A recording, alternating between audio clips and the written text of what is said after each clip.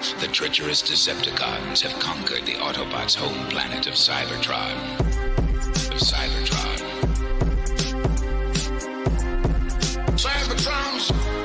Of Cybertron.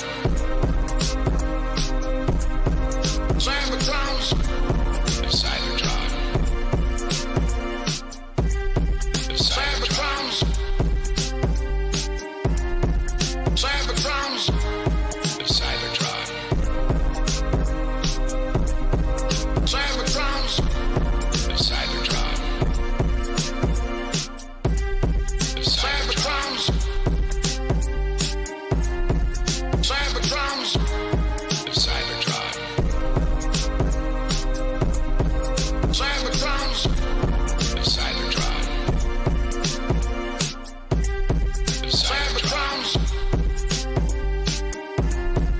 Cybertrons! Of Cybertron. Cybertrons! Of Cybertron. Of Cybertrons!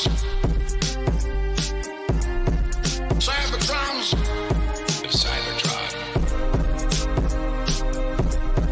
Cybertrons! Of Cybertron. Of Cybertrons! Cybertrons! Of Cybertron. Cybertrons! Of Cybertron. Of Cybertrons! Cybertrons! Of Cybertron. Cybertrons! Of Cybertron. We now return you to the Children of Primus. Ooh, is the Warpath a new one or? Well, it's been there. It's one of the rare ones that was in G1. It's And it, chasing Warpath, and there's one other that I have that was a rare one as well. All right. You know what's super convenient? I just did a stop motion on that intro. Nice. Really? Oh, sick. That's awesome. Wow, what a Nice. coincidence.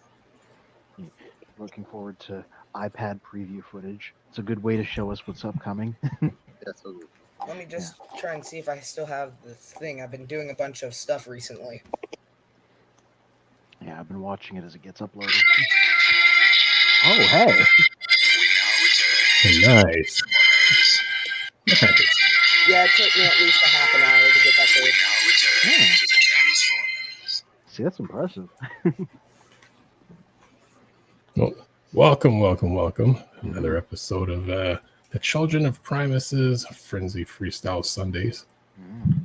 We got everyone in, hanging out, talking Transformers and reveals, news, contests, and rants. I know all of us always have a rant or two, and this week I actually have one.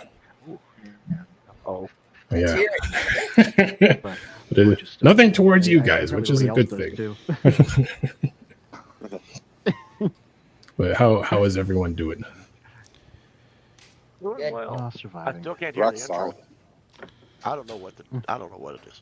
I was hoping it was the other headphones, but there's got to be a setting in this somewhere. I just don't know how to do that shit. The sound wave. Frenzy. Stuff works.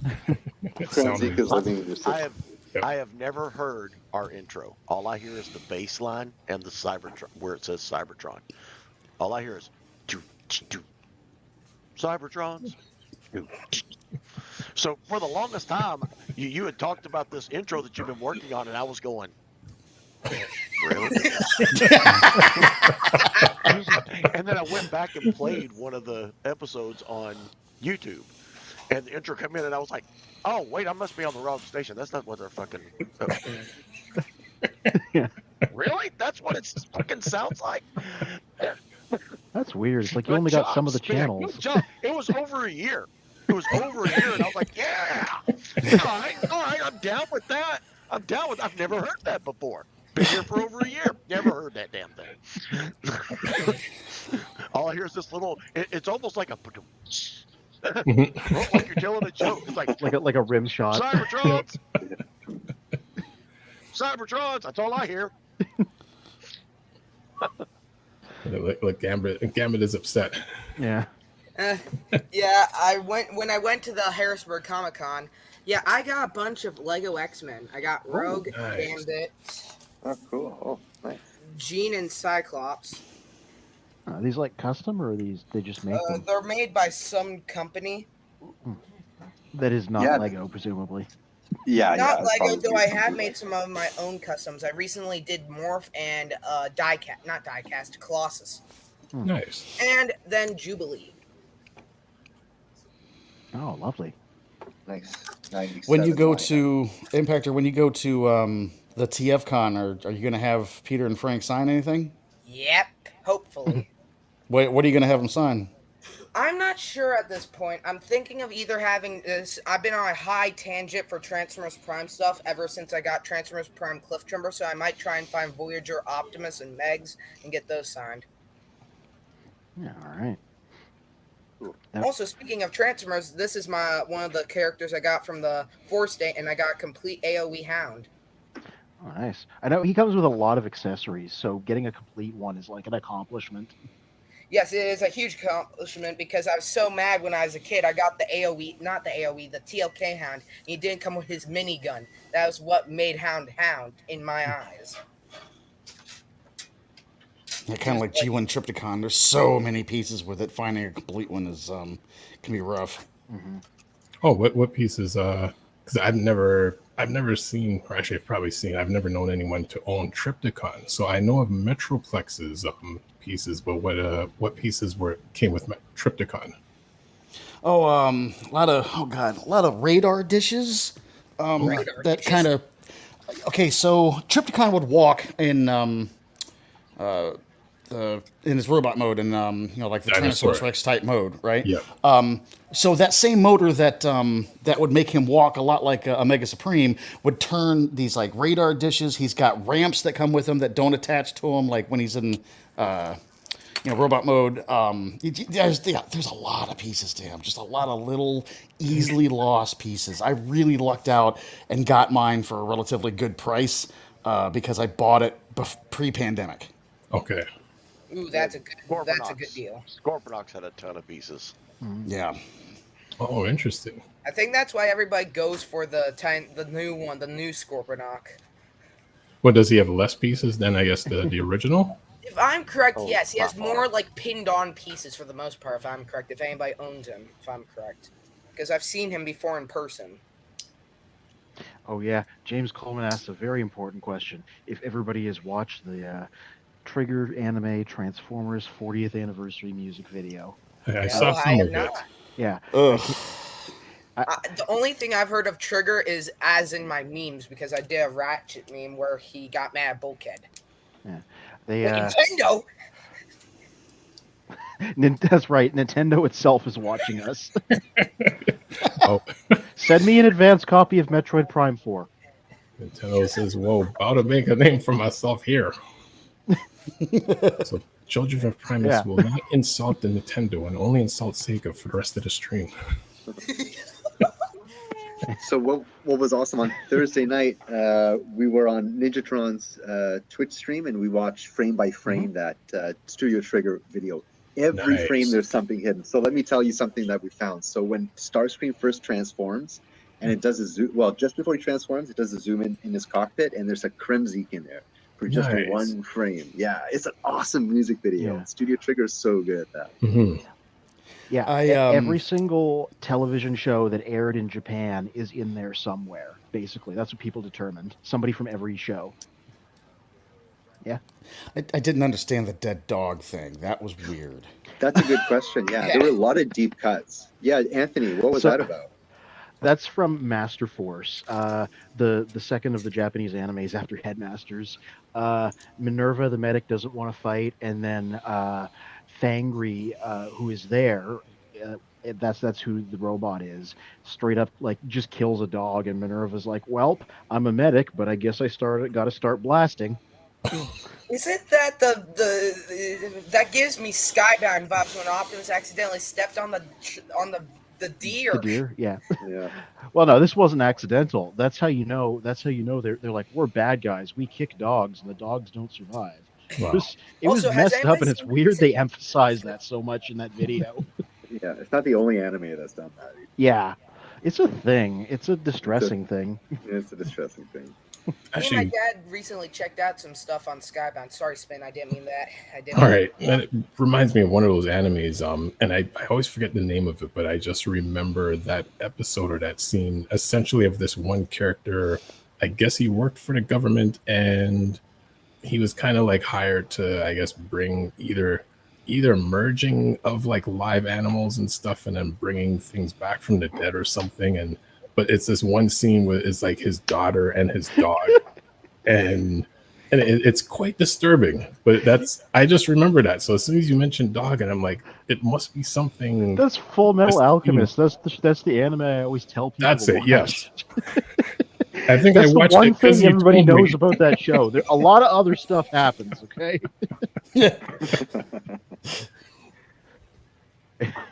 Yeah, the thing is like, Full Metal Alchemist fans only have one joke. They used to have two, but then they got combined.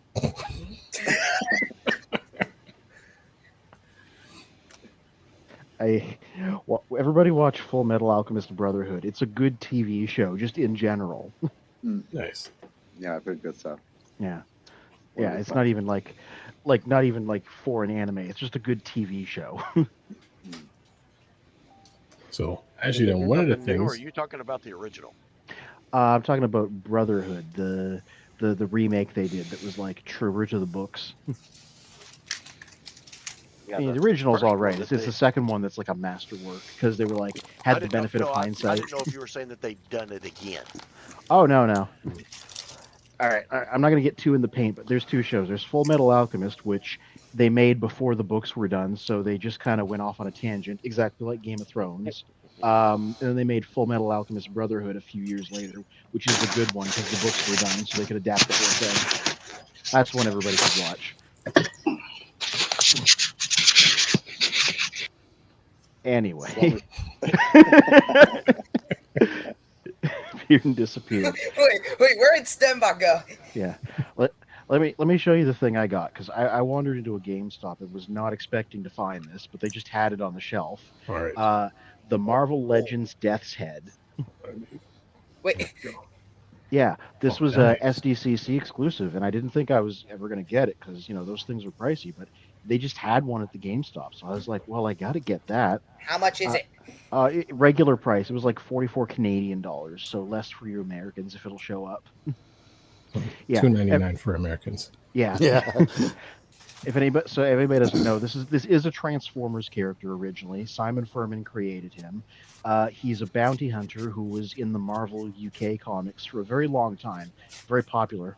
And then at the end of one story, he got yeeted through a time portal and got sent to the main. After a few digressions, got sent to the main Marvel universe. So he's been in like other comics now. But yeah, it's a Simon Furman's cool bounty hunter OC, who is not a transformer, but he's a big robot guy.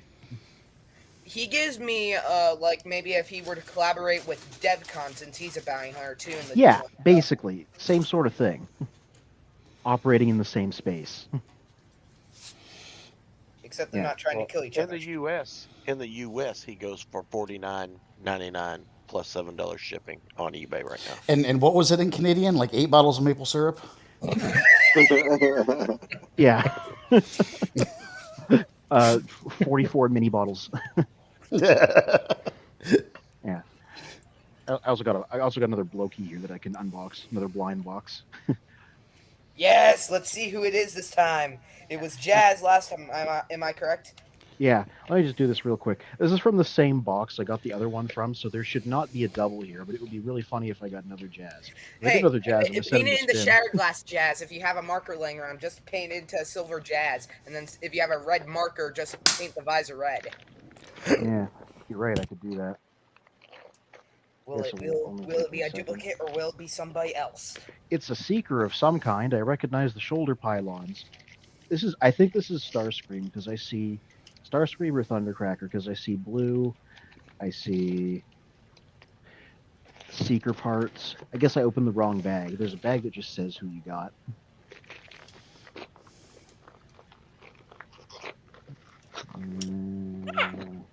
Parts are exploding everywhere. Come on, show me who I got. That's me when I'm trying to open up the mystery box that I paid for Transformers. Oh, this is definitely Thundercracker. That was my honest guess. Blue Wing. Yeah. Eventually I will build a Thundercracker out of this. Alright, Thundercracker and Jazz. That's not a bad couple guys to have. Wait, let me pop his wing back up. Yeah, that's definitely a Thundercracker. Though imagine if it was one of the Rainmakers. This is a popular line. It seems to be doing really well, and they're on like Series 4 now, so they're already doing like Shattered Glass People. They did Tarn. They're probably gonna do them eventually, because Seeker repaints are easy. Yeah, I'm going to be buying a lot of whatever Coronation Starscreams to make Thundercracker and Skywarp and maybe some of the other Seekers. Yeah. Oh, that's the other important thing James Coleman Stem said. Box Starts is in the backstage. Yeah.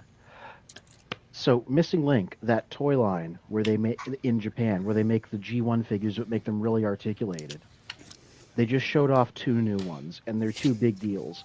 One of them is they're doing Sunstreaker, who's never been reissued. Yeah. So, we're going to get our G1 Sunstreaker finally, but with modern articulation. Who's the second one?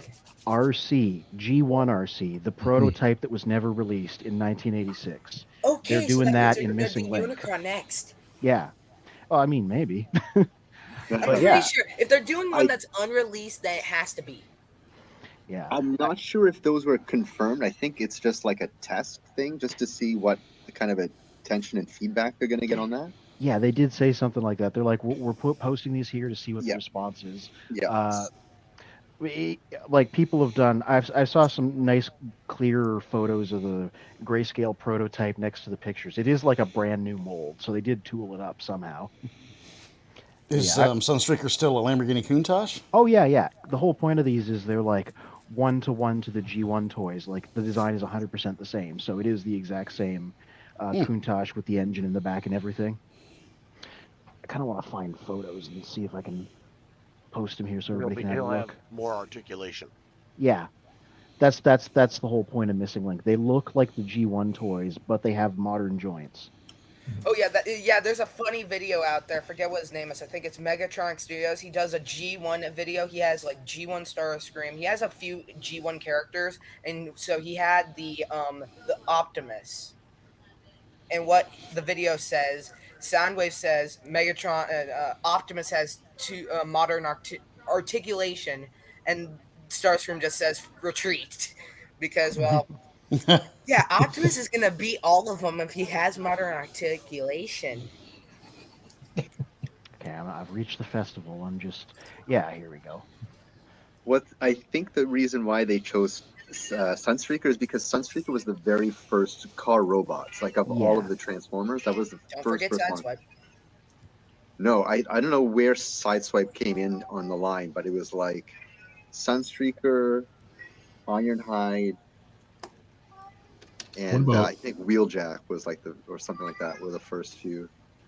Of the larger cars, because then what about, say, the mini bots? Because I do remember before people knew of Transformers, like a few people had Bumblebee, which at the time it was just a little Volkswagen transforming thing, but we didn't know it was a transformer. Speak of actually Bumblebee, the day before I went to vacation, my mom went to Target and picked me up 86 Bumblebee.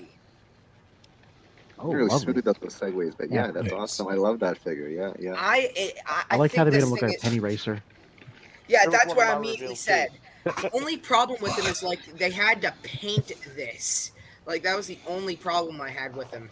But like besides everything else, perfect weapon storage. I am buying the upgrade kit that makes it have an extra back tire because I like that, so it's more accurate to G1. But yeah, I had a lot of fun also on vacation. I think my G1 didn't have a back tire. G1 didn't have a back tire. I think the animation it had a sticker of a back tire, but not an actual back tire. Or maybe it wasn't even the sticker, but like the molding of the chrome back plate of his head. I think had like a circle on the back of his head. I always thought that was the engine. I completed my transfer. Maybe Volkswagens have the engines in the back. Give me a second. Yes. Give me a second. Professor D says, "Wow, Sunstreaker as a Missing Link figure is my total grail. Long before Missing Link was ever a thing.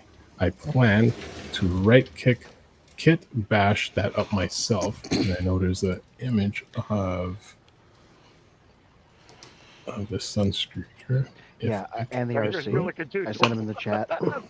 It's I love that a crap. round thing. It's not a tire, though. I always Yeah, thought it's it not a was an tire. engine. Yeah, I always thought it was the engine. Because I know. hopped up Volkswagens actually would take the rear boot off and have the motor kind of sticking out, like big air filters and stuff. Well, if I remove the gun, it does kind of look like that a little bit. Yeah, so there's the Sunstreaker.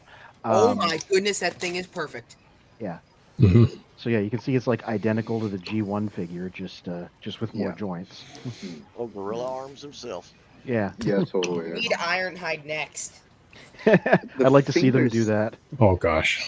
I mean, we have seen everybody.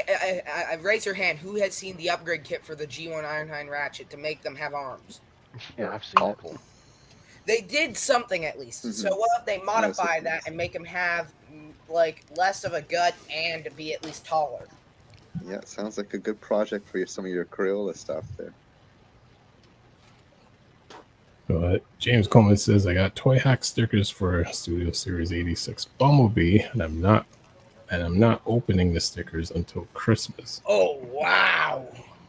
So now the one thing that we're doing, that we're gonna have a structure on the show, is TELATRAAN 1, TELATRAAN 2 segments. So the TELATRAAN 1 segments is going to be the first 30 minutes of the show, where in a sense it's all ages. The TELATRAAN 2 segment will be more the adults of Primus.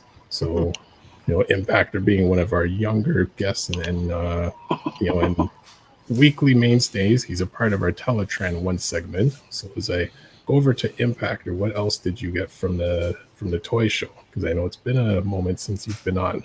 Yeah, it's okay. So other characters I got Weird Wolf.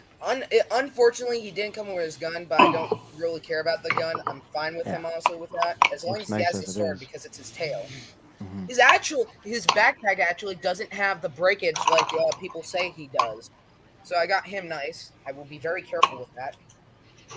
Then the other things I saw actually what's his name? Who's the guy who got the reissue of Astro Train as an Autobot again? Galaxy Shuttle. Yeah, Galaxy Shuttle. I actually saw him there for $50 in bag complete. Yeah. Well, we just learned he's getting a reissue anyway in the last wave of Legacy. Yeah. That's funny. And well, since I've been bored for a while, I've been completing all the characters. So I also completed this guy, my Prime New York City Bumblebee. Oh yeah, from the box set they did. And then the other thing I was super excited to actually, unfortunately, he didn't have his gun, but I got Dropkick, the one that I've been wanting for a very long time. And quite conveniently, I just recently remembered I had the helicopter Dropkick and car mode Shatter over here, and which were the first two, if I'm correct. Sadly, Dropkick's arm broke off from the helicopter, so that thing's gone. I don't know where it is. So I now have the two vehicles, and Shatters is car mode, and then a Siege Springer. Very sweet, and I am enjoying him very much so. Busy. Well, I'm always busy. Everybody in my family thinks I'm the most busiest person here besides, parents going to work. And if I'm able to, I'd like to share my stop. Tell us about that convention you went to. So the convention... I was thinking that too. The convention was very fun. Me and my dad both had a very fun time. Me and him were excited to complete... what was the name? The 4-State Comic-Con. And we were super excited to complete Duke. We were missing... Was it Duke number 2, Dad? We were missing Duke number 2. And then we completed... what's it called? What's the other one we completed, Dad? And Void Rivals. We completed both of those. Oh, and then we bought a bunch of other comics. And I mean a bunch of other comics. It was a very fun time. And then we saw the Lego stand and a few other stands. A bunch of cosplayers there. And then after that, then we ran into our comic book shop, Dimension Comics. And the crazy thing was, when we were there, they had Siege. They just started getting him Siege Jetfire and then a bunch of 86 Springer. And then when I went to their store just recently, they had Siege Springer and 2 Jetfires, in which I think I will try and get since, well, he is a very rare figure if I'm correct. I know he just got reissued because he was so hard to find. Yeah, I'm excited for that one. By the way, before we move on, I also sent a photo of the Missing Link RC prototype, so that's probably it's probably worth a look because it's a very strange looking prototype, but it was a very strange looking figure. Oh, there it goes. Yeah, there we are. Oh my goodness, she blocky. Yeah, that's what it looked like. We've seen this before in the Generations guidebook, so we know what it looks like. We've seen like handmade prototype images. So that is what the 1986 RC toy would have looked like, and this is what they might make, albeit with extra joints. She's more blockier than Cup, who is that, Wreck-Gar, and Ultra Magnus in this photo shot. Yeah. There's well, nothing she's the more same blocky size than as them. Ultra Magnus. Yeah. Ultra Magnus is a brick with arms. No, Power Master Optimus yeah, Prime. That's the ultimate brick. Yeah. The original RC prototype, I don't believe transformed. And if you look at the pictures of the prototype images, the arm things, the things that cover her shoulders, are flipped around backwards. So there's a couple of differences, like to make it actually transform. But yeah, pretty similar to the original design. Yeah. Well, I guess who has a backstory in terms of why they weren't able to do RC? Because looking at her vehicle mode, it's not that far off from G1 Blur. So why couldn't they just kind of take the Blur mold and, kind of make it into like a transformable RC that didn't look crazy as this earlier prototype? Well, we don't really know why. As far as we can tell, it is just they didn't want to make a girl toy in the boys' toy line. Yeah, I think that'd make the most sense, in my opinion. Yeah, it was that kind of time. Yeah, so they just didn't, even though they'd already written her into all the media, they just never actually released the toy that they were going to make. She was, going to be the 4th Autobot car in '86 alongside Hot Rod, Cup, and Blur. Another for example, Sorry. Well, I was going to say, for example, in Mattel, like they have a distinct boys division and girls division who make toys. So when, for example, She-Ra came around, and that was like a He-Man thing, the girls division completely took that over, and then it became like a girls type of thing, but exclusively not for boys, just a girls thing. So if I remember correctly, Mattel was a husband and wife company, and the wife was the one that overlooked all the girl stuff, obviously, and the husband, following. Oh, that's cool. I didn't know that. But funny enough, with them kind of steering it as a male-female type of thing for the toys, I'm surprised they didn't think that, that there were boys that would have still went out and bought RC just to, like you want your movie collection, you get RC anyways, even though it's a female character. Like we didn't, in a sense, we didn't care. Can you imagine getting made fun of on the playground because you're playing with a pink girl's toy? That's why they didn't sell them. Yeah, but think about it. Back then, in certain circles, just playing with any Transformer, you'd get made fun of. So what's the difference of adding an RC to the collection? I guess we have different experiences when it comes to that, because you were the coolest kid on the playground if you had a Transformer. Yeah, it depends. It depends on the playground. For me, I'm pretty sure nobody would make fun of this one. I have Greenlight, and well, she's close enough to looking like one of the main Autobots. Maybe bring him back up. There he goes. Yeah, this is how deep we've gotten. They're making toys out of the female Autobots from Search from Alpha Trion that didn't get any dialogue and were just kind of in the background. Yeah, I'm happy I got her. My mom and dad got her in box for Christmas. It was a very fun time having her with me. And not to mention, I am also completing. I'm trying to find all the combiners for her female combiner. I have Alita 1 and her. I think. Is that a squirrel? Deceptikitty was holding a squirrel in his hand right before the image went out. Oh, Deceptikitty, we talked about this, man. I have a picture of a suspicious. Roll the tape back. Roll the tape back. Roll the tape And now back. he's gone because it's a rabid squirrel. It has erased him. Yeah, there's a squirrel mutant in the 2012 TMT. They go into people's bellies, they reproduce asexually, and then they pop back out doubled, and then eventually they turn into these gigantic parasite Eve-looking creatures. Well, let's hope it wasn't one of those. I'm not sure how to. Are you okay there, Spin? Yeah, like no one knows how to follow up from that.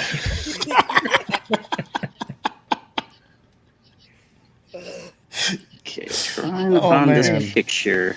I'm gonna play back our stream. Now, I Yes, wonder let's if play it back. Can you Let's do try would it. that? give us a copyright strike on our own video.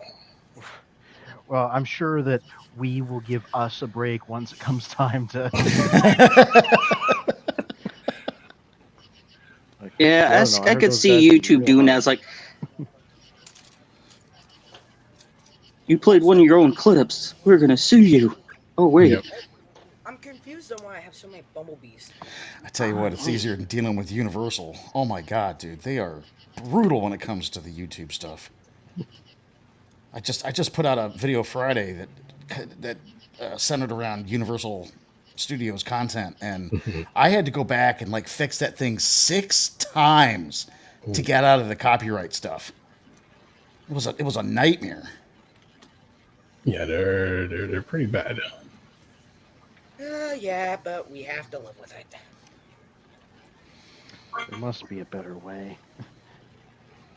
Maybe if one of us decides to sneak into YouTube, maybe we could work our ways up against the slimy chain of command to maybe fix that. There's another site that's come up now that a lot of YouTubers, a lot of the big YouTubers are going over to. I don't remember the name of it, but I don't know if you ever heard of the Fat Electrician, but he's kind of like one of the bigger channels over there, and he's kind of like dragging people over there. Okay. I'll have to look up the video where he first advertised it, and let's see what the name of the site is. So before we switch over to our TELATRAAN II segment, and see Impactor, do you have anything else you want to reveal before we switch over? The only 3 stop motions I was ever able to do before school started, in which it's been very hard trying to do them now. I would imagine so. Hey, you gotta get those A's and B's in classes. I have all A's right now. I have all A plus 100%. Good boy. Wow, that's better than I ever did. Good job. Thank you. Keep that up. Get yourself a Good scholarship. I'll get the best chance of getting through. I'll stick that bomb right under their And well, you can see my morph mini figure that, but... So yeah, I did that as the first day of Great Wolf Lodge. So yeah, I had fun with this one. The fact that you get them to transform and like hover in midair is like a great effect. Yeah, that's Very good cool. special effects. And then the one before I left, in which I was getting, I had to go fast before I left. Over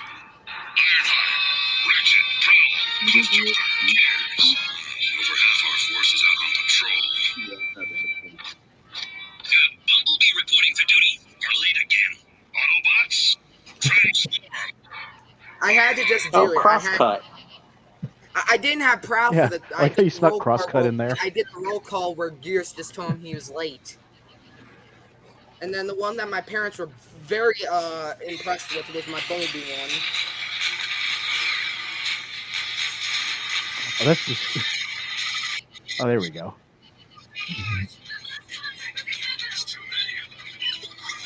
Oh, I like that you replicated all the camera angles too.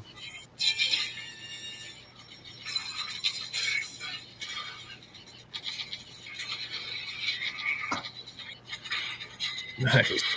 Man, you've really got an eye for that stuff. Yeah, yeah. The best thing is the way you replicate all the camera angles and cuts and everything. Oh, it's still going. Jesus. Oh, poor Bumblebee. Like a soccer ball. You're just watching the entire intro.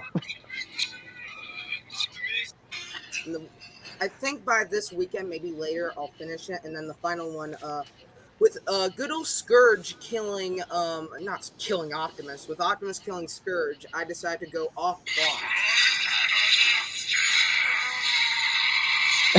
Poor Tarn.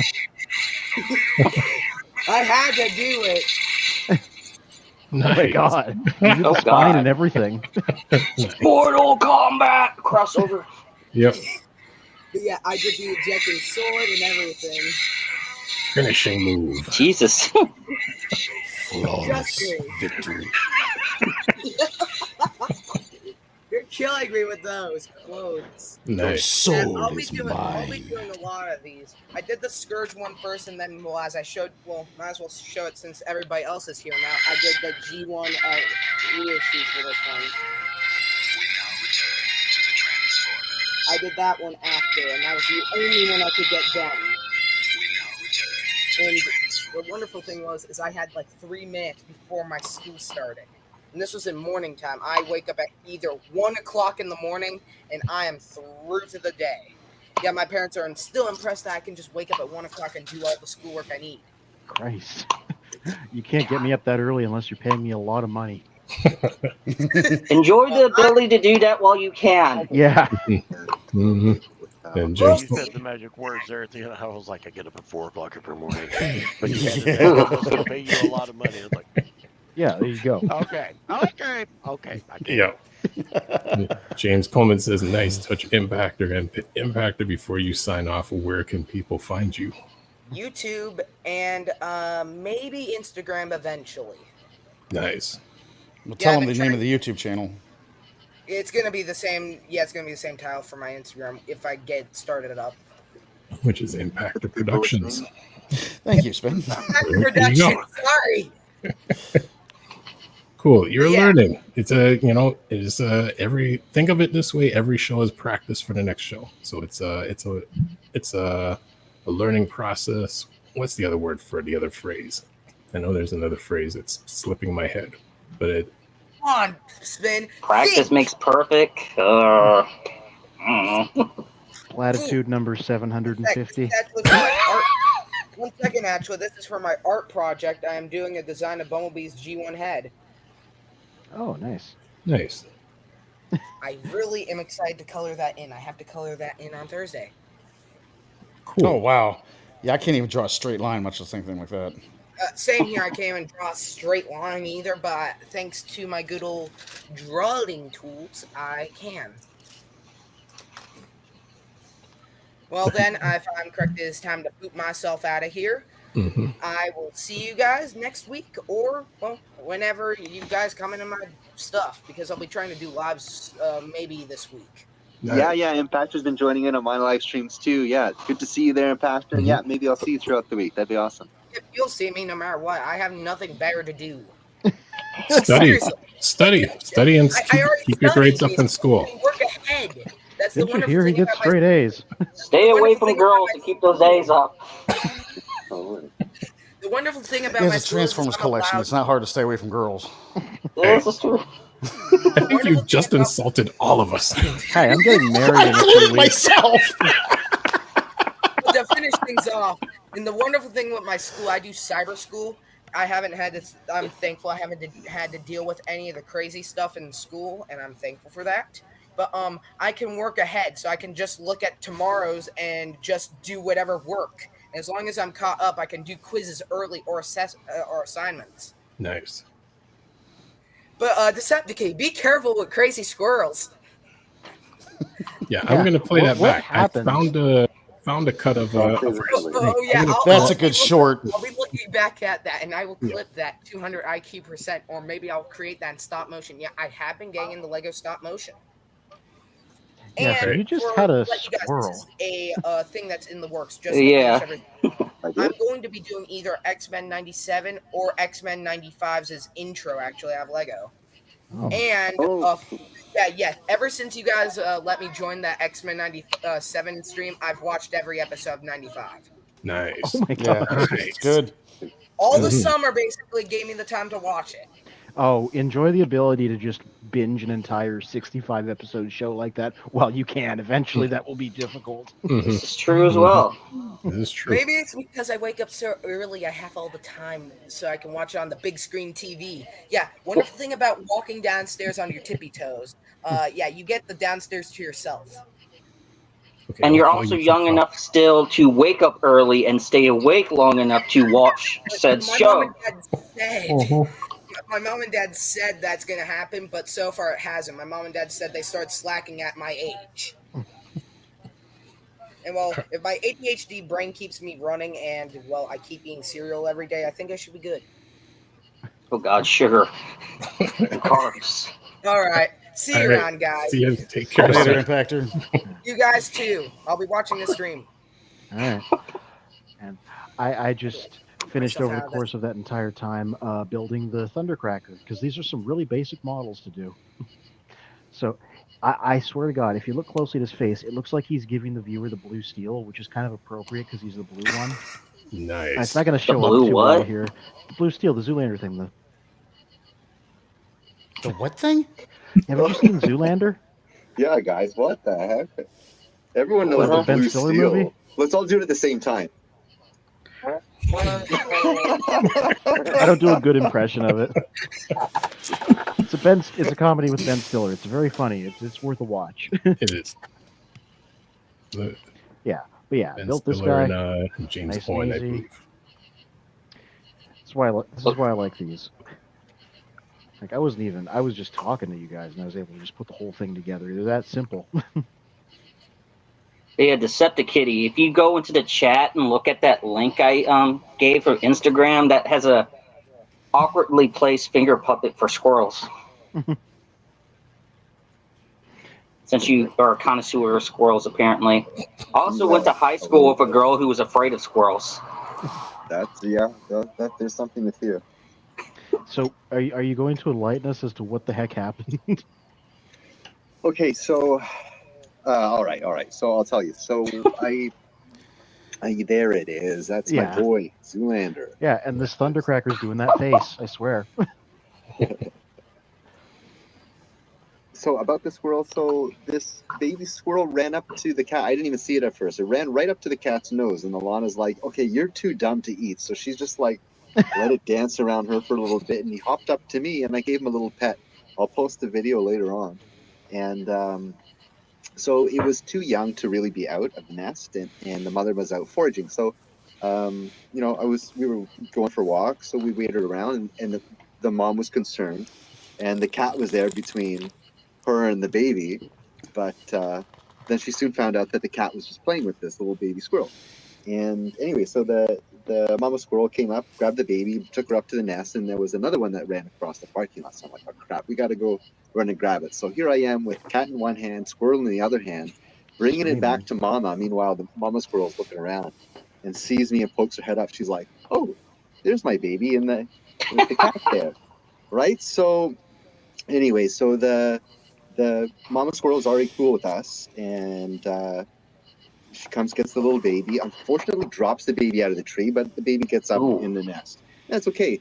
But a couple of days later, over the next couple of days, I'm giving it peanuts, and a couple of days later, I find this guy, the young guy, the second guy that ran on the ground, and he has a big eye infection. So I'm like, ah, crap, not another one. So I had to take this poor guy in.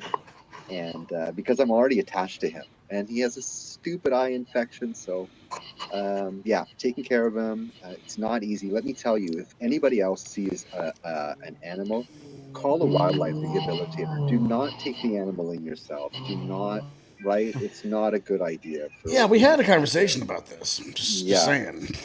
I know we had a conversation. Only in Canada, Toy Warp. Only in Canada. I know, right? You grab a squirrel in the United States, and it's going to look like the Tasmanian devil in your palm. It's going to go. Even our squirrels are nicer.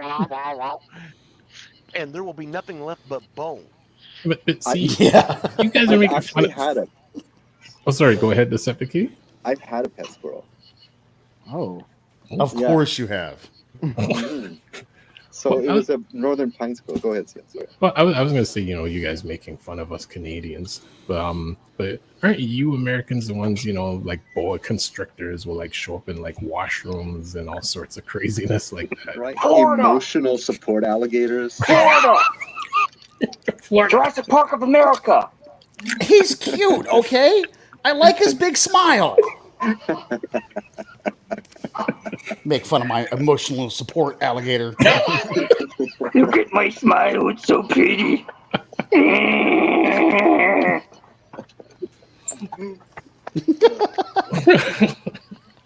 That's his emotional support gator. I actually do got Letterhead nearby. Where is he? Actually, the squirrels down here are like that in the Midwest, where Bill is at. But down here, they're really really used to people. Like at the beaches, they just walk up to you and want you to give them treats. Hey, I've had them like ready chase. kisses tonight. We have a This isn't a shotgun. You can do that too. When I was in college, there was a park right around the street from the main campus, and there was a Rallies between campus and the park. We would go to Rallies, Checkers, if for some areas, and they have those fries that have the coating on. Everything, we would get a big thing of fries, go down there, and I was just reading a paper. A friend of mine was working on a homework paper, and I was reading a newspaper, and I was eating fries, and I would throw one out there, and the squirrels would go nuts over them. And so I'm just sitting there reading the paper, and all of a sudden the paper folds down like that, and there's a squirrel on the picnic table just looking at me like, got any more of those? So You had the good crack. feeding it, just handing him French fries, and he like that, and I'm like, did you see that? And of course, it's before cell phones and shit like that, so there's no video proof of it. But she was just like, "Oh my god, let me try it." And she grabbed one and held it up there, and it was like, wouldn't take one from her. I don't know if it was perfume on her hand or whatever it was. No, he just backed away. She handed it to me, and I held it up there, and he come right up and grabbed another one. But yeah, that park was the only one that we ever had. Of course, there was also a big lawsuit. There was a homeless guy that was out there with a fishing rod with a walnut, and he would cast it out there and bring them into him, and he would club them with a bat, and he was eating them. Oh, boy. Oh, God. Oof. I don't blame. Hell, it was hunting season. They actually couldn't do anything to him other than fine him for getting them without a license. Without a hunting license, Squirrel license. they were in season. They actually don't taste that bad, I guess, because what they eat. Oh, fried squirrel is awesome. Fried squirrel, fried rabbit. There's a cultural divide between what we do with our squirrels in Canada and America here. I'll eat anything. Alligator's good. Gator's delicious. Yes, it is. Alligator tail is real good. Just stay away from my emotional support gator. That's not what he's for. There you go. How many of y'all have ever eaten a rattlesnake? Yes. You're for you, Jason. Rattlesnake is tasty. So as we get into our TELATRAAN II segment, Richard has joined us again this week. Richard, how are you doing within all of our crazy stories tonight? Well, my internet keeps cutting in and out, so I keep just getting the other part of the stories. So all I know is there's squirrels, there's gators, and then I get the pinwheel of death every 5 seconds. So hopefully I don't get disconnected from tonight. But it seems very fun right now. Right on. Good to have you here. Here's Gator. Nice shirt. Thanks for having me again. Yeah. Before we move on, I just want to shout out to this Death's Head that I just unboxed. He is really, really impressive looking in person. That cape looks like it's cloth. It's not. It's like vinyl or something, but it's really well textured. Nice. And he's like a jumbo size Marvel Legend, so he's like bigger than they usually are. He's a taller than Earthrise Optimus. It's kind of hard to compare them when I'm freehanding them. But he's big, he's detailed, he's like really impressive looking. and he's got a lot of joints. So Very if you can That- find that- one, That it's looks like a McFarlane. It looks like a McFarlane toy. yeah. You know what? He looks like one of the McFarlane DC guys in terms of his size because he's a little bigger than usual Marvel Legends stuff. Yeah, and I'll put this guy's joints through its paces. Comes with a bunch of extra weapons and stuff because like Death's Head could pop his arm off and like put a mace there. Just see what he can do. But yeah, if you see one, get it because I had to pick up the one I saw because I'm like I know I'm never seeing this again. They only had one there. 5mm pegs for the hands. Let me see. I'd need to test that out. I can't really eyeball it. I was about to say, how are you going to eyeball that? Do you have a micrometer handy? You are a nerd. The nerdy thing would be able to look at it and be like, actually, let's bunch test of that nerds right now. with their Transformers on display in the living room. Oh, wait a minute. So, Spin, you also said before that you can't get Big Bad Toys up there, can you? Big Bad Toy Store? No, we can. We can. I mean, Okay, shipping's well then murder. good. Yeah. So, anyone still looking, the pre-orders are up at Big Bad Toy Store for Legacy United Deluxe Class Autobot Cosmos. Excellent, excellent. I had to get mine from ages 3 and up because GameStop immediately sold out, Amazon immediately sold out. So I got a pre-order. It's not my usual source, but I got one. Frankenstein. They've also got pre-orders up for Hey, Free. the G2. So let me go to my account because I just ordered one. Actually, Decepticitty, is that the same Cosmos that Is everyone's speaking of? The Legacy Cosmos. So this is the Speedia 500 Walmart exclusive Cosmos. Or you can Yeah. spam Not card. the same. Don't mistake the Legacy one for this guy. No, these are two different characters. I think there's going to be different accessories from what I heard. This one came with a flag, relating to that Speedia 500 thing. Mhm. They mentioned the flag during the stream, so I think it at least still comes with that. Oh, okay. Yeah. Also, I checked. These Hey, I'll aren't look at these the aren't box. 5mm. These are like smaller than that. But I did get his mace on at least. Okay. But for those that were getting were looking forward to the G2 Stunticons, G2 Breakdown is now on pre-order at Big Bad Toys. Yeah, I haven't gotten any of those, but that's the one I might get because G2 Breakdown was the very first BotCon exclusive ever. So making a new version of that available is pretty impressive. I mean, it's not the same mold because the original was a repainted G1 guy, but still, it's like you can own something vaguely similar. The new one that's coming out, the Deluxe Class Cosmos, does have the flag. Mm-hmm. Yeah, it's in every one of the pictures. Okay. Well, speaking of Walmart, any time I go in Walmart, the odd time I'll go by the Transformers aisle to see what comedic destruction seems to be in existence. But surprisingly, I found the Sandstorm that was I guess recently out. Great figure. It's a great figure. Yeah. I love that. That's what I heard from you guys. So when I saw it, I'm like, you know what? Everyone said he's a great figure. Let me just grab a hold of it because I've never had a Sandstorm. So I'm like, let me just pick this one up since I don't usually go for the newer figures, but he does look pretty impressive. So go ahead with reveals, or yes. Yeah, go ahead. Those were my reveals. Yeah, that was my reveal. I'm going to get this out right now. Toy Warp. Uh-oh. Ooh. Oh, what? Nice shirt, delay. dude. Hold on. Oh, that's lovely. Yeah. Cruisers Motorsports merchandise. Nice. Yep, they gave me the proof. So you're going to get an extra large because this will not fit me. And I did get your message, but they're not open Friday, Saturday, and Sunday. So I will get with them on Monday and see if I can still get the other order in. Cool. Okay. Another non-Transformers but bot-related thing.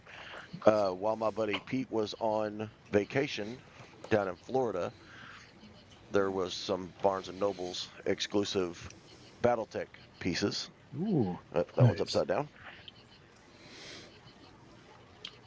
And this is a game that we both play, and he called me up and he was like, "Hey, look at this display that's here." And I was like, "Yeah, that's not released in our area." And he's like, "You want them?" Yes, I do. Precious, give me the precious. Yep. I also found the 86 Bumblebee that Impactor showed earlier. Nice. And I picked up Hot Shot.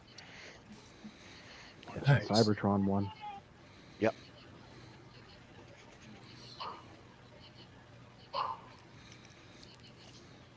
And SETTOM will like this one. Yeah. Nice. Yeah, I got one of those too. Now, are you going to get 4 of those? I don't know about that. I think is it non-nef or non-nef and Toy Hacks that made a metalhead conversion kit / head for it. Oh wow! Awesome. But the crossover stuff I normally don't unbox. It's just like I've got the Well, Magnus will end up with 8 of them because those triple Unicron gravitational pulls. That's right. Is just casually there. So all 3 of them are standing up there. Nice. Yeah, that looks awesome. Y'all see the Primus? Yeah, I showed everybody that from Showzi's store. Oh, that's right. That's where I saw it. Cool. Well, I got 2 things. Yep. Toy Warp, your turn. When it comes to vintage collectors, when you find an advertisement that says new old stock, well, things get kind of exciting. Oh, yeah. So I found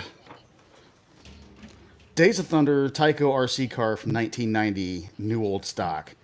The only reason I'm going to open it is to make sure that it still works and to make a video on it. Nice. So, like dead stock, basically, like a warehouse find? I don't even know. All I know is it was advertised as new old stock. These boxes, obviously the box is the first thing to go always, but even if you kept it in the box, the styrofoam on the inside would fall apart real easy. So, it was just a matter of finding one that still had the styrofoam still nice. I mean, this is something I didn't actually have for the Days of Thunder collection, so. Very cool. And then I have a reveal to do because I gave our Jetfire an upgrade. Oh. Yeah, rock solid. Yeah, that was so awesome. Yeah, you even got a video out of that. What really sucks about that video was the announcer came on just as I brought it up to him and he starts talking about it. The announcer thing come on, you couldn't hear a word anybody was saying. You know what? I was listening so intently, I totally tuned out the announcer. Like, it was blaring, but I'm listening to you and Greg Berger. I'm like, yeah, that was so awesome. Nice. Looks great. That's so wonderful, man. Yeah. And yeah. I want to give you. Oh, go ahead, Kitty. I didn't mean to interrupt. Oh, well, I was just gonna say that Jetfire has had a long road, man. That's so cool, dude. That's so cool. The Brotherhood. Yeah, for anybody watching. Yeah, for anybody watching, I got it off of Deceptikitty. So for him to, had it for so long and then end up in, this collection, end up autographed and in the hands of Greg Berger, that's it's a thrill for him too. That's awesome. Yeah, I'm so happy. I'm so happy it's in your collection, dude. Mm-hmm. So is that opened or is it sealed? No, it's opened. Okay. Right above his signature right there, you're going to see where that piece of styrofoam used to go. That goes right across him right there. Mm-hmm. Cut you a little piece of something and put it in there. Otherwise, those 2 little spikes on the top of Jetfire will poke through the plastic. It already has. It's just okay. Yep. Whoops. It probably happened in shipping. It's pretty hard to ship something probably 3,000 miles or so. That's what that piece of foam is in there for, and that's why it's so damn expensive. Okay. I see. So if it has it in there, like originally, then it's going to keep the box in that much better condition. Correct. The window, Yeah, anyway. mine- Yeah. Man, Mine when I still got that, has it. I don't know if I can get a camera. Nope, not since I moved everything, and they're sealed up in that case. Yeah, it was taped in place. That little piece of foam has 2 pieces of tape on each end of it. Smart. So it taped it in place, and then the box itself kept pressure on it on top of the spikes. Yeah, I might end up doing that too because you know, you mentioning it, I didn't think about it, but you mentioning it, it just makes it look more accurate. You know what I mean? And it's just white foam. Yeah. Yeah, it's just white. What is that? I want to say it's 3mm bead. oh, we're getting metric here, right? Impactor in productions. I think Styrofoam isn't Chase is metric. going to get a repackage in a wave or two. I don't understand millimeter. Can you convert that to first people to the moon for us? Oh wait, or can you convert that to back World War winners? 330 seconds. How about that? 330 seconds. It's small bead foam. Okay. The voice of Optimus Prime is Canadian. Drops the mic. Oh, Son of a bitch! You gotta throw that shit in here. I don't know what that's about. Okay. Oh my god. no. You cross got nothing on that. But I did notice the sticker on there. Is that the price tag? Oh, No, on that- Box? That was the On the price top tag right. when I bought it from the comic book store way back in 1990. This was when Death of Superman was on shelves, so it must have been like 1996. is it 1996? Yeah. How I thought much? that was 1996. What's the price? What's the sticker? What's the sticker on there? It is $650. So I bought all of $650. yeah Son of a maple bitch. bucks, Wow. but I didn't pay that because I bought all of my Transformers from this store. In fact, I got my whole Marvel Comics collection from there. Well, my grandparents bought it, surprised me with that from him, and he kept getting in secondhand Transformers back in the 90s, early 90s, mid 90s. That wasn't one of the first. That was one of the later ones I got. And yeah, so I bought so much stuff off of him, and he knew how special that one was, even way back when. So yeah, we haggled, and he was happy to give us a good deal on that. Nice. Not an amazing deal, but still. By the way, Deceptikitty, he does like to do the voice. Oh, nice. It was so funny because as I was bringing it, because I had him sign the movie poster as well, and as I'm bringing the movie poster out, he just busts out with the voice and just starts talking to us in the voice, and I'm like, that's weird because I heard you didn't like to do the voice, and me Grimlock love do voice. You know, he just he was all about it, man. It was really cool. I guess you know what? Now that I think about it, it was like the end of the con on Sunday, and his voice was toast. Like, and I'm like, oh, that's so sad. We lost another voice talent, but no, it was just a long con. He must have been doing that voice all day, and I just missed it. Yeah, he was happy. He also was very aware of the whole legal problems with the Jetfire toy. And he said that he was really looking forward to fleshing that character out, you know, because he really liked Jetfire as a character, but obviously couldn't because they could only, you know, feature him so much in the episodes, you know, due to all the legal bullcrap surrounding that toy. That's cool. That's cool. Mhm. I like that he's attached to his characters. Yeah. Right. For you, Deceptikitty. Nani? Those wasabi peas? Oh, Muscat gummy candy. Yeah, okay, I know what that stuff is. Yeah, right on. Where did you find that? We actually bought them at the convention.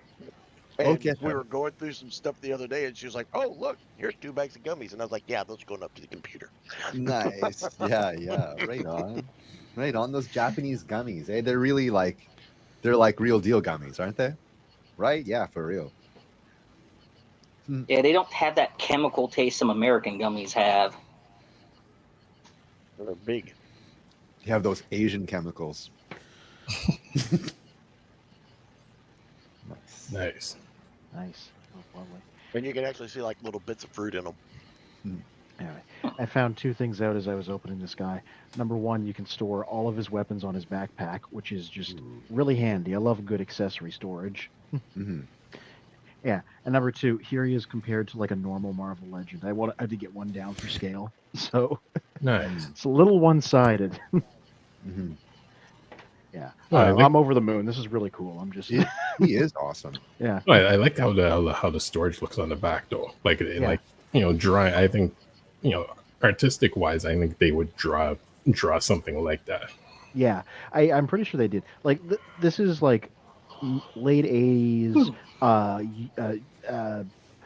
UK, like Judge Dredd 2000 AD type stuff. So it's a really specific kind of gritty, pointed, aggressive art style, and like that's what his appearance is from, and this just imitates it very well. Yeah, when you were holding him up with that Spider-Man, he had his arm with the palm outstretched. All I could think of was the 2012 Teenage Mutant Ninja Turtles, and they're always like B-word slapping each other in the face. Yeah. I'm just a little over the moon, that's all. Yeah, he was a very cool character, very unique character. Yeah. A little bit of trivia.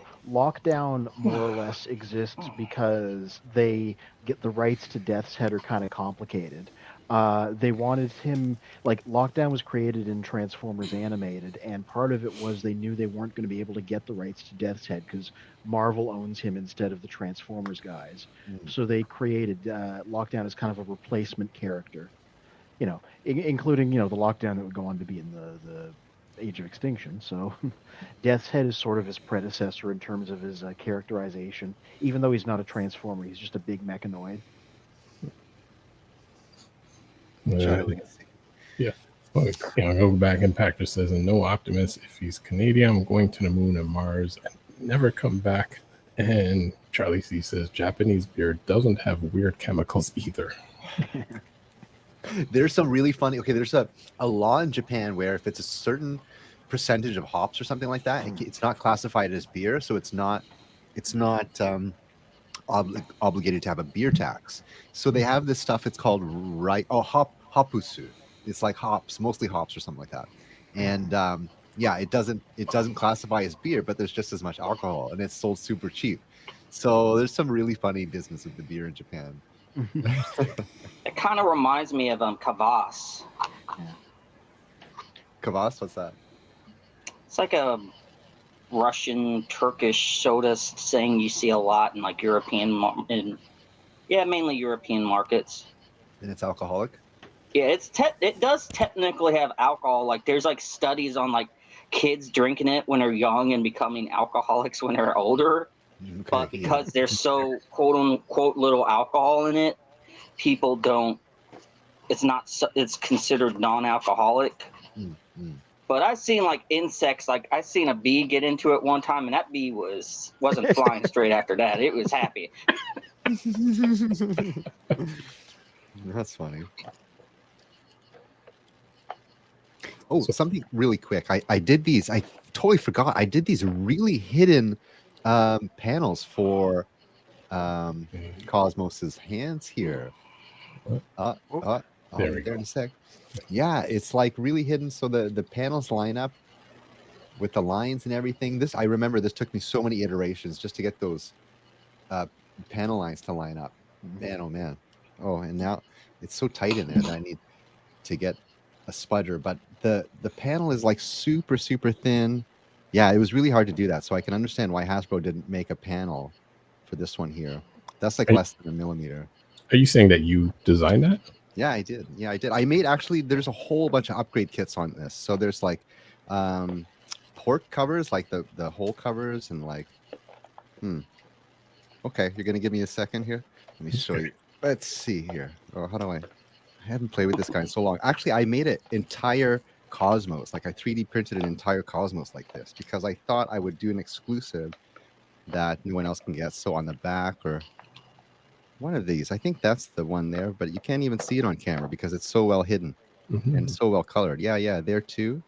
And what I really liked about this figure, I think this is what's unique. Oh, and you can't even see it because I have a cover on here. Oh darn! I'm sorry, my focus. But right here, I put a cover. But that's a double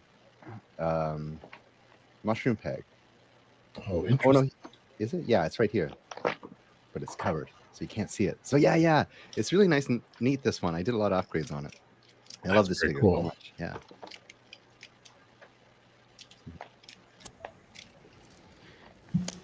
I'm just looking around for other things to open because I figured I might as well. You know, I did pick up a couple weeks ago that I just unboxed. I needed to get SETTOM to send me the last Samus they did. Well, the Phazon suit version actually did show up in Canada, so I was able to get that. Yeah, is it the same figure just redecoed? Yeah, just in black and silver. You know, I hadn't actually seen that yet. Yeah, I mean, I just randomly found it at a Walmart. You know, the regular one didn't come out, but the fancy deco did. So I'm pleased to add this to my shelf of Samuses back there. I think you can vaguely see them. It's that shelf. Nice. Yeah. Just all the colors of the rainbow, including this one. I wonder why they didn't release the main one.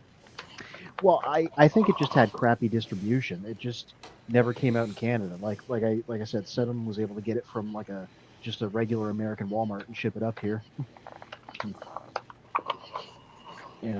But I mean, I've seen that happen before, where like the regular deco just won't make it out, and then by the time they actually get their distribution order, they're on to like the variants. You know, I was happy to just find it locally because like it's a cheap figure, and it's good for the small amount of money it costs. I think it's like 14-15 Canadian dollars. Sounds about right.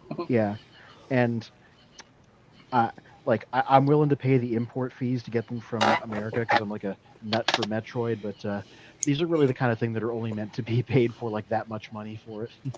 But yeah, there's a lot of joints here. It's real nice looking. Just glad to add this variant. I'm trying to think. Yeah, Dark Phazon. That's what, Metroid Prime 2. Oh, Metroid Prime 1. This is the suit you get like in the final act of the game. Okay, yeah. I only beat the game like all the way the first Prime game once, so. Yeah, you can play this on the Switch right now. They did a fancy remastered version. Yeah, was it? Yeah, it was at the tail end of the first game, and it was more present in the second game. No, it wasn't in the second game at all. It was just in the first Metroid Prime. Or was it was that like a doppelganger that was born out of the remains of whatever at the end of the game? Dark Samus, as seen in Smash Brothers. This is probably not making sense to anybody else here.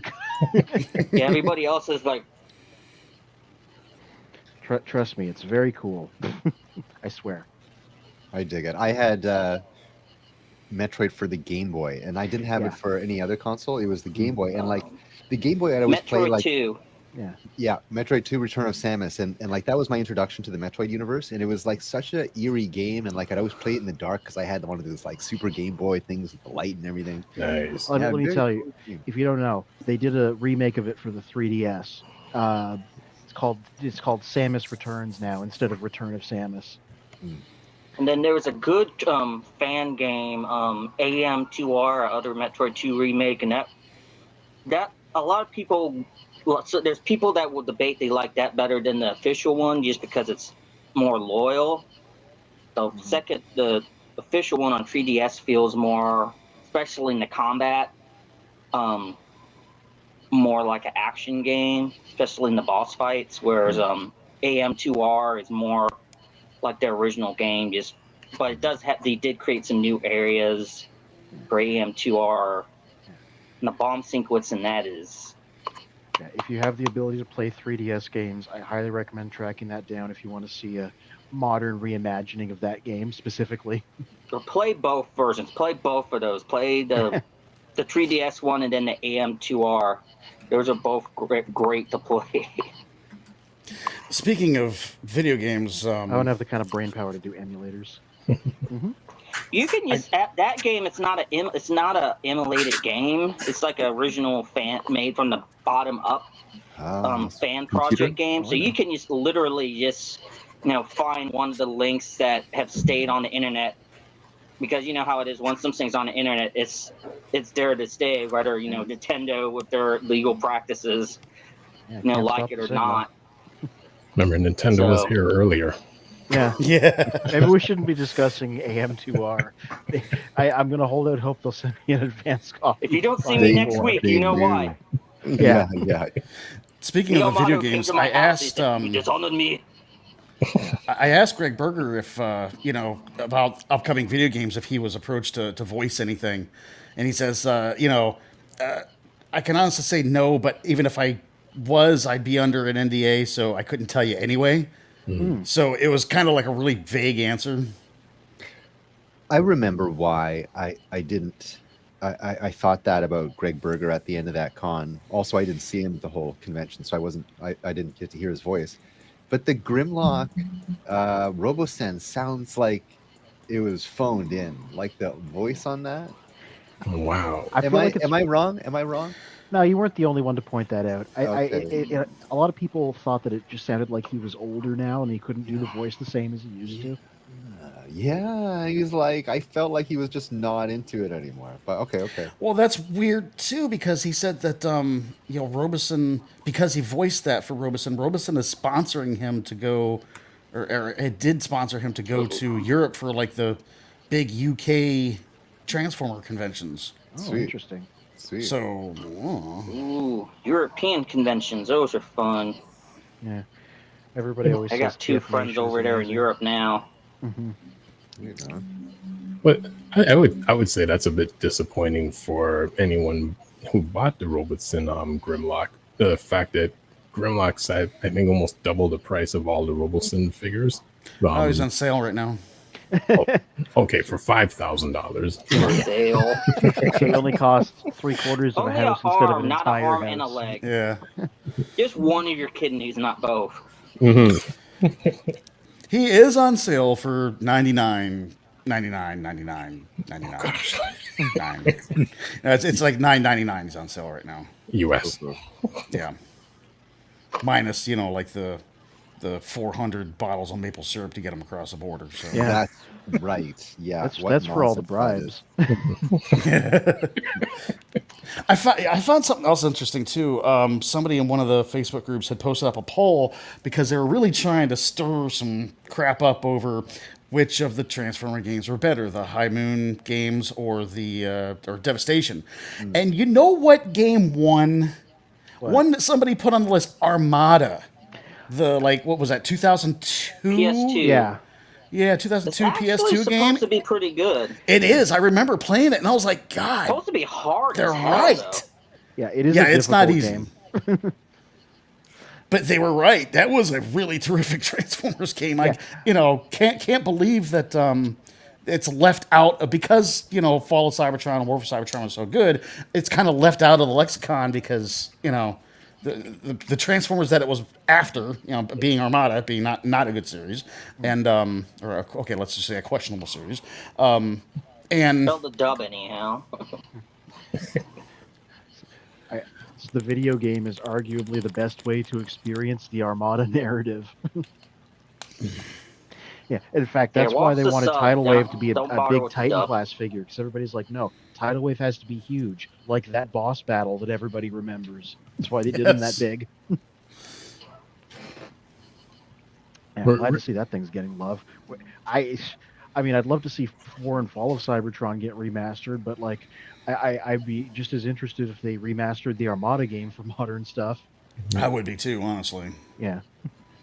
Richard, what say you? I recently got this guy from my local comic shop for only $39.95. So nice. I have Robot Chris Hemsworth at last. I'm waiting until I see the movie, just in case, right? And I have seen the movie. I was able to actually go to one of the early screenings 2 weeks ago. So oh my gosh, I know too much, and I'm gonna try not to let anything slip. It's really surprising me how they're. I mean, I don't care about. Go ahead. I was just gonna say, it's really surprising me how loosey goosey they're being with early screenings and letting YouTube throw up. I guess it's Hasbro probably throwing up all the clips of the movie. I've had to avoid them all because I don't want to spoil a whole bunch of the movie, before I go into it. But they're really being loosey goosey about you know, the stuff they're throwing up with this. Yeah, it's I surprising. feel they're very confident on how I the don't know film's if there's going to that do. much to spoil. I mean, at least plot-wise. Now, I mean, definitely like visual moment-to-moment action. Yeah, you can spoil that, but it's like trying to spoil, what was it, Episode 3 back in the 2000s or 2012s, whenever it came out.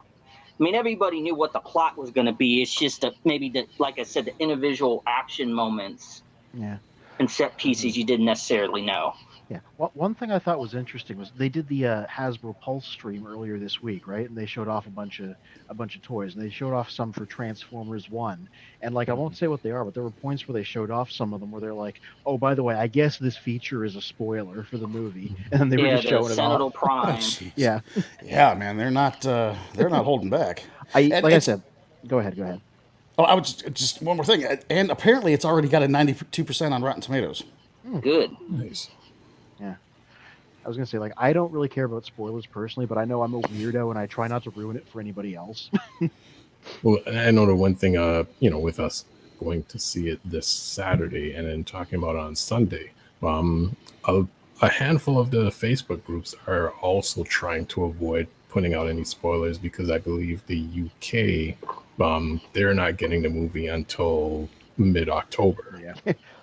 It's really funny because they were the guys that got to screen it first, but then they had all those NDAs, right?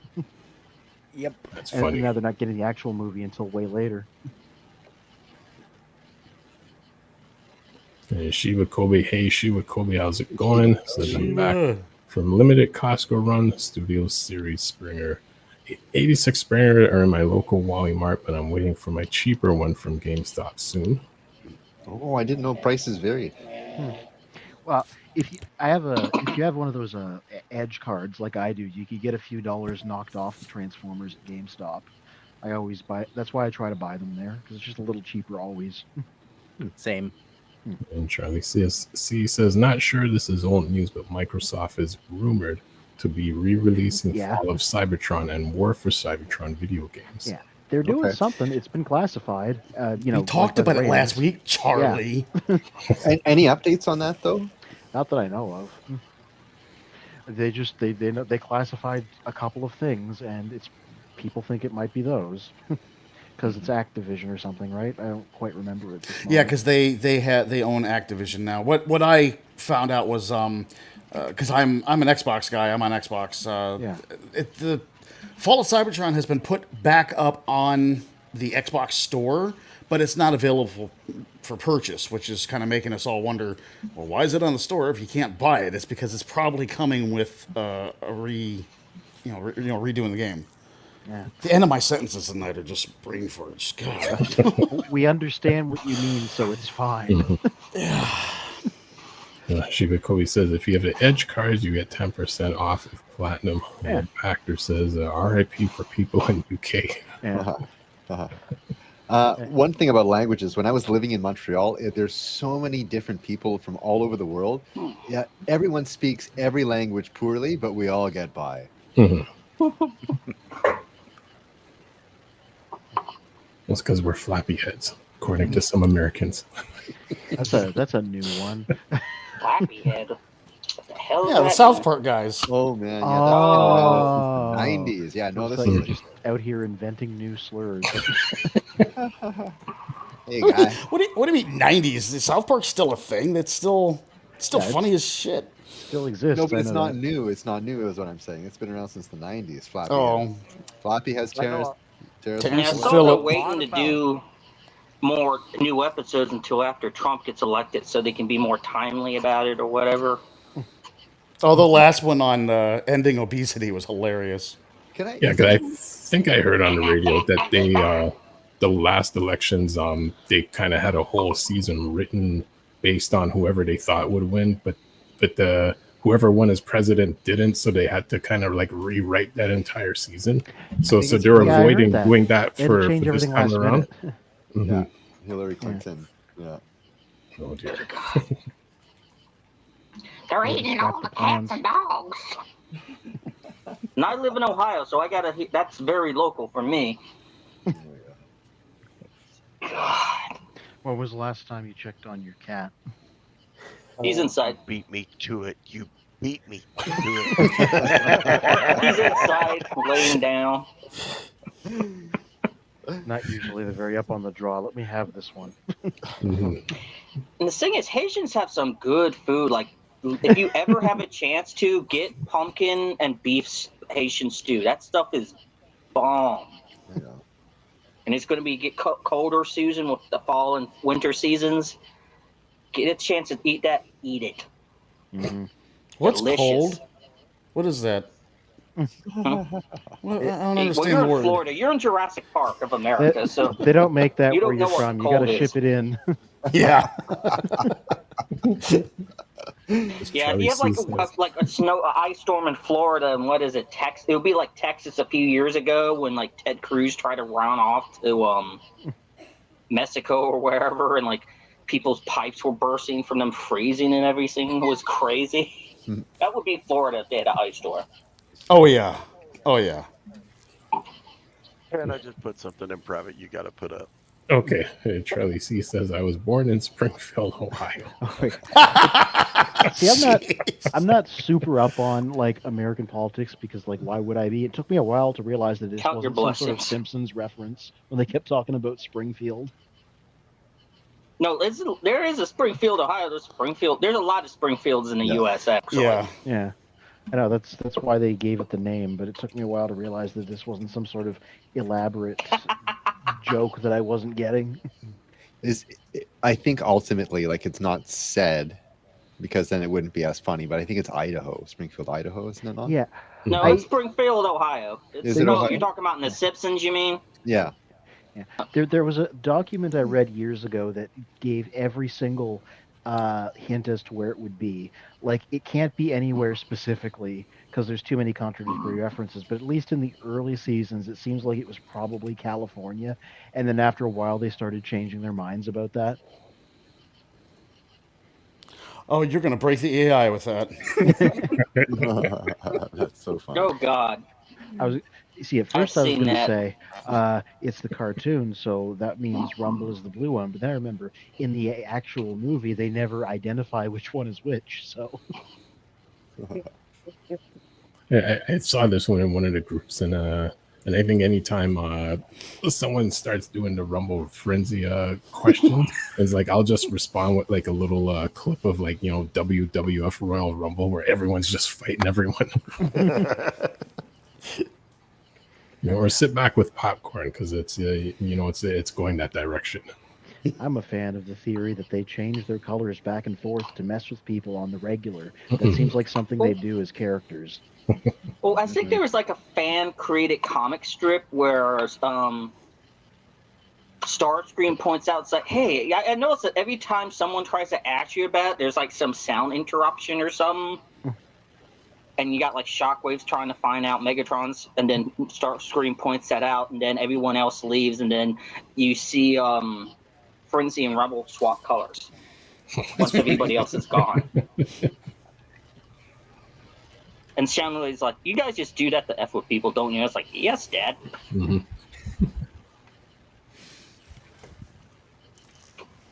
So, does anyone have any more reveals before I get over to my to my Murder Prime moment? Oh, what do you got? Oh, it's the number spot, eh? Yeah, Nice. I got to pay full attention to this. Did you get the 9? What? You're muted. You're muted. Uh-oh. You're muted. Oh, thanks. I've been talking a lot. There you actually. go. Hold on, let me. This there we is go. the 1 to 5. I didn't realize until I bought them. I bought 1 to 4, and then I got home and I looked on the package, and it's like you can combine if you have 1 to 5. So I'm like, okay. So I got the rest of. I got the 5 in any case, and then you can also get the 5 to 0, like 5 6 or 6 to 0 rather. And then those combine into another 5 combiner, and then you can combine these with the other combiner and make a 10 combiner. Holy cow! So the gimmick here is that, like, yeah, when you go to the grocery store, your kid buys one. Oh, and again, it's one of those Asian things where it has like these rock pops inside, so it's like a food product, so it can be sold in a grocery store in Asia. Otherwise, you can't sell toys in grocery stores over there. So that's the gimmick. It's really for the rock pops. Yeah, right. That's cool. And, Wow. also letters, and I saw the letters like a few months ago at the grocery store, and I thought like, nah, I'm not gonna get those. A lot of them were dinosaurs. I'm like, nah, I'm not gonna have so much fun with those. So I picked these up, and yeah, they're pretty cool. They're pretty solid. It's obviously not well articulated because there's like 4 modes. There's like an alt mode, there's a number mode, there's a combine mode, there's a second combine mode. So that's pretty cool engineering. Honestly, they're crap, but I feel like you're talking about getting the different numbers and combining them, so I'm like, oh, you're just doing math. That's what you're doing. That's it. Kinda, yeah. That's my reveal. Yeah, I just gotta love the novelty of it. Just the fact that somebody thought of that, and there's quite a bit interesting. Yeah, it is interesting that someone would spend so much time doing that. But that's those Chinese toy manufacturers for you. What does some Bach have? Bebop and Rocksteady. Bebop and Rocksteady. Nice. Very nice. Yeah, and I bought these ones because they're not as bulky as the original Playmates ones, and you can have their human heads swapped out with their animal heads. And Rocksteady comes with an extra pair of hands that are, normal skin color. But right now, these looking like I might still get the classic some of them. That's my Krang. Awesome Krang. That's now, so sick. You can have him on his little hover thing where in the original show, 80s show, he's like, build my body sweater. Sound like an old granny. He's like, bring me my granny panties. Then yesterday I got this big old Slash who's based off the Archie design. And I saw in the comic he used to have Krang like over his shoulder, just kind of like, yeah, dude, let's go here. bring me here. Oh, cool. And this was my random little gotcha yesterday from the mall. From Spy Family. Then 2 weeks ago, I know TFJOHNNY saw that I got these Superfly from Mutant Mayhem, because I can't stand their Baxter Stockman version, but I like this version of the Superfly, so that's not tied. Well, Baxter Stockman's his quote-unquote dad. Okay. Then this is going to be a villain who's sort of taken his place in the next upcoming video game, Mutants Unleashed, named Turbo Cammy. Has a skirt on, which is like weird to see. It's like, hey Jason, the reptiles love you. You want to see my skirt?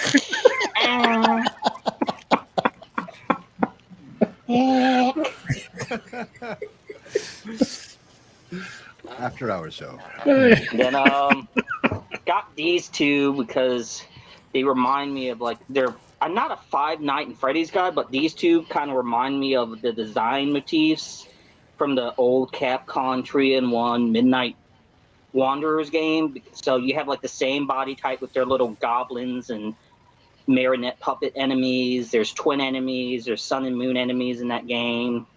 And if you took all the design motifs of the bad guys in that game and combine them, you would probably get something that looked like these two from Five Nights at Freddy's. So I bought these just because they remind me of that Midnight Wanderers game. Cool. Yeah, I like the design. Very cool. I'm gonna put my stuff away. Very. That Cuphead video game. It reminds me of that type of style. Yeah. Have you ever seen the show on Netflix? No. It's good. Oh yeah, right on. If anybody else is interested in those number bots, I found them on Amazon. Yeah, I was looking at the whole set for $20, $22.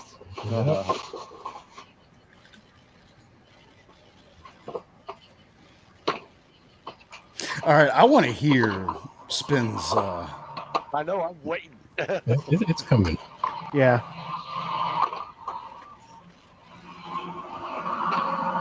Yeah, that's cool. There they Actually, go. what's $21. Is that for all of them? Yeah, $21 for all 10 of them. Oh, boy. And then over here is the alphabet for $36. Mm-hmm. I'm like, that's real. That's a really good deal. But I'm also like, oh, how good can they be if it's $21 for all 10 of them? This is also U.S. Oh, is that Canadian price or U.S. price? So that's U.S. price plus the $12.50 Canadian in import fees. Oh, Right. okay. So it's like $60 Canadian. All right, then. Yeah. 300. 2,000. According to CBR. Somebody had to say it. The 18 extra hockey books. Or DBZ over 9,000. Okay. Where's the little... All right, so over to my let me set myself up here. Yeah. What is up, Spin? Yeah. Oh. So there we go. Let's do So so my murder prime is more on the technical side, but still relates to Transformers because, you know, as content creators, many of us use a platform called StreamYards to stream our streams and our videos and everything. Recently finding out that StreamYards has been sold. And along with selling it, one, they didn't tell anyone, their customers, they were selling it. They then decided to double the price on all their packages. Oh. And as they decided to double the price, they charged everyone on their credit card. So all of a sudden I got this double charge on my credit card. Then they announced it to everyone that they're doing the upgrades and doubling the prices. Wow. Oh my gosh. That's a shyster move. Wow. Yeah. Tech companies. Holy. So, I mean, that's just 1% of the frustration with them, because I know with other conversations we've had before in terms of companies buying out companies, umbrella companies and everything, I've looked into who bought them out, and it's a company called Bending Spoons. They're an Italian company that were founded in 2013. In September of 2022, they bought out the Filmic company. By December 2023, they fired everyone, or laid off, but I prefer to say they fired everyone. Bending Spoons then bought Evernote in November 2022. By January 2023, laid off everyone. January of this year, they bought Mosaic Group and laid off everyone, and then moved the company out the country. And January of this year, they bought Meetup. April of this year, they bought StreamYards. So at some point, we're going to expect to hear that like everyone's been laid off. And they just a couple months ago bought WeTransfer and are already planning to lay off 75% of the workforce. Dang, I use that for work. Yeah, so expect to be looking for another resource now that they've bought them. Oh yeah, I was gonna say, don't wait for them to shut it down. We gotta proactively jump ship. Sounds like they're basically in the business of buying out places and then basically destroying them to make money for CEOs. Ripping them for parts. I mean, that's what happened to Toys R Us and KB from the same company. That's exactly what happens. They just buy out companies, trash them. That business practice should be illegal at the CEO types. And the funny thing is, I think not last week, because last week we were at a wedding that was out the city, and actually no, it was our anniversary. This weekend we were at a wedding. But 2 weeks ago, when I was trying to start the stream, and I kept clicking to start the stream, and I couldn't start it. And there's a few things that I've just not been able to properly use on the back end. And now I realize that since they've bought them, whatever they're doing in the back end, it's already creating issues. And a lot of people online have been complaining about this buyout. So at some point, I'm going to stop using StreamYards myself. And, I know of other alternative methods to get our stream running. So, never fear, we're always going to be here. That just sounded really cliche, but never fear. Children of Primus will be here. Dun dun dun! Collectors in disguise. All kudos to you specifically for keeping the duct tape on this together. Yeah, dude. Thank you, kind sir. Absolutely. Good going, Captain. Cool. Thank you. As of as we've been creating the TELATRAAN I, TELATRAAN II segments, I'm now thinking of in a sense, my section of it is the arc. So like the arc comes live every Sunday, and everyone's a part of the arc. So that is my rant and my opinions for this week.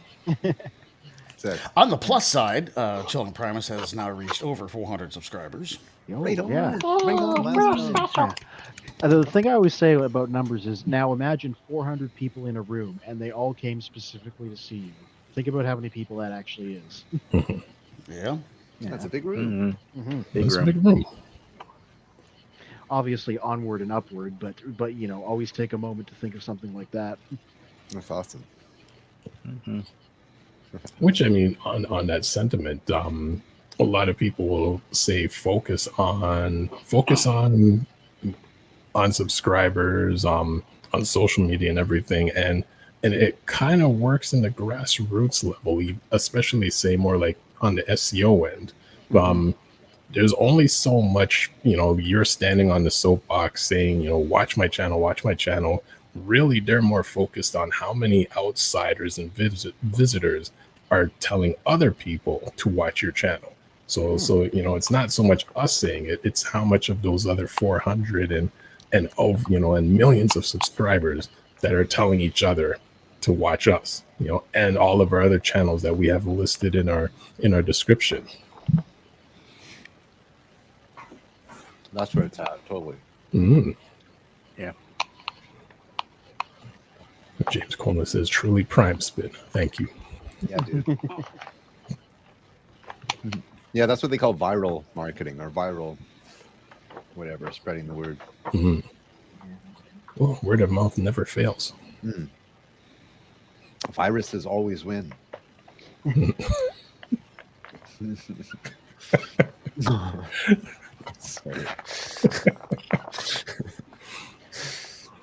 Speaking of live streams, I know you have yours on Tuesday nights, which unfortunately I'm not always able to, jump into because we now working these 12-hour days every week. But how has your live streams been going?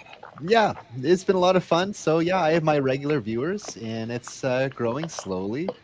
And yeah, it's definitely something I should have done a long time ago. But yeah, I'm doing it now, and I'm keeping at it. So I could have sworn I hit the. I'm gonna go check, but I could have sworn I hit the bell icon to let me know when stuff like that was going on with your channel, and I haven't gotten any notifications for it. So I've caught the first one, I think, but the rest of them I haven't gotten notified for. I'm gonna double check it right now. Yeah, I'm not gonna fault you for that. I haven't released any like videos on my channel, so I know how YouTube is with their algorithm. Oh God. Yeah. Yeah, live streaming, they seem to be less consistent about, even if you are subscribed and belled and all that stuff. Because not just you guys, some other streamers I'll follow, their live stuff doesn't necessarily pop up. So if they showed, like one of them, was it Ragebox, when he had his stuff on Facebook, because he used to do a Facebook page, I would get the notifications via them, but not YouTube. And then there's two Japanese girls, Runa and Tanuki. They stream on Twitch, and I'll get their Twitch notifications, but I never get their YouTube live notifications. And Tanuki, she also has her streams go to Facebook as well. So interesting. But there's not too many channels that I hit the bell icon to let me know exactly what's going on with them. So I went and I re-clicked it, and it gave you 4 different options, and the option that is like the stock option is personalized notifications. So if you want to Deceptikitty's channel or anybody's channel, if you want everything coming from that channel, if you want to know when they put stuff up, you got to hit all. Okay, thanks for letting me know, and the audience know as well. Yes. Bell and then all bells. Ding ding ding. Bell. I had funny story. I used to in Montreal, like gaming. Lottery games were just commonplace everywhere. There was this one Chinese guy, a good Chinese lady, that used to come down after work to the restaurant, and she would play this one game, and all she would do is go she would yell swing bell, and her English was so poor. The game was swing bell. So when she gets all the bells, she gets the jackpot. She's yelling at the machine, swing bell, swing the bell. Sorry. Hey, sometimes your memory takes you places. Sometimes you go on little head journeys. Thanks for indulging me. It's like I'm thinking there's one story, and I'm like, is it okay to say it? And I'm like, well, it's I remember Everybody watching, swing the bell in the description below. Well, there's a saying with the Society for Creative Anarchism, when you have your armor or your codpiece fall in an uncomfortable position, you say you got your bell rung. Mm-hmm. So read into that as it will. I think it's pretty obvious what they mean by that, what the bells are in this case. Well, I'm just thinking of Chinatown, because especially like after like club nights, a lot of the restaurants in the downtown part of Toronto, one area called like Chinatown, a lot of the restaurants are open late at night, so a lot of people go there between like 2 to like 5 a.m. Just to have like late night dinner and stuff. But I remember one time one of the cooks who came out, and he just had this really deep gravelly voice, and I'm like, and the thing is, like, that's a voice you hear in the in the movies and stuff, and I'm like, no, this guy actually has this voice, and I'm like, it was just funny listening to him talking, and I'm like, I can't believe he's like was so he like cool. The black guy that played one of the black werewolf in the Underworld movies? Oh my god! Oh, Michael Clark Duncan. Yeah, it's like two bricks being rubbed together. I had a female friend who, not as deep as that, but like if she talked in Chinese, she had the stereotypical cutesy Asian girl voice. But then when she spoke in English, she'd be like, "Yo, bro." It's like your balls have dropped lower than mine. Good God, Sonny.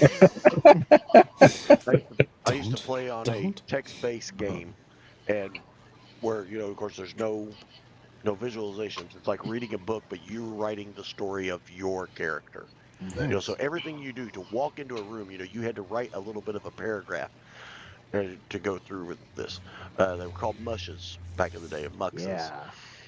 And there was this one guy, when people would just type up and everything, then you could look at someone and you get a description.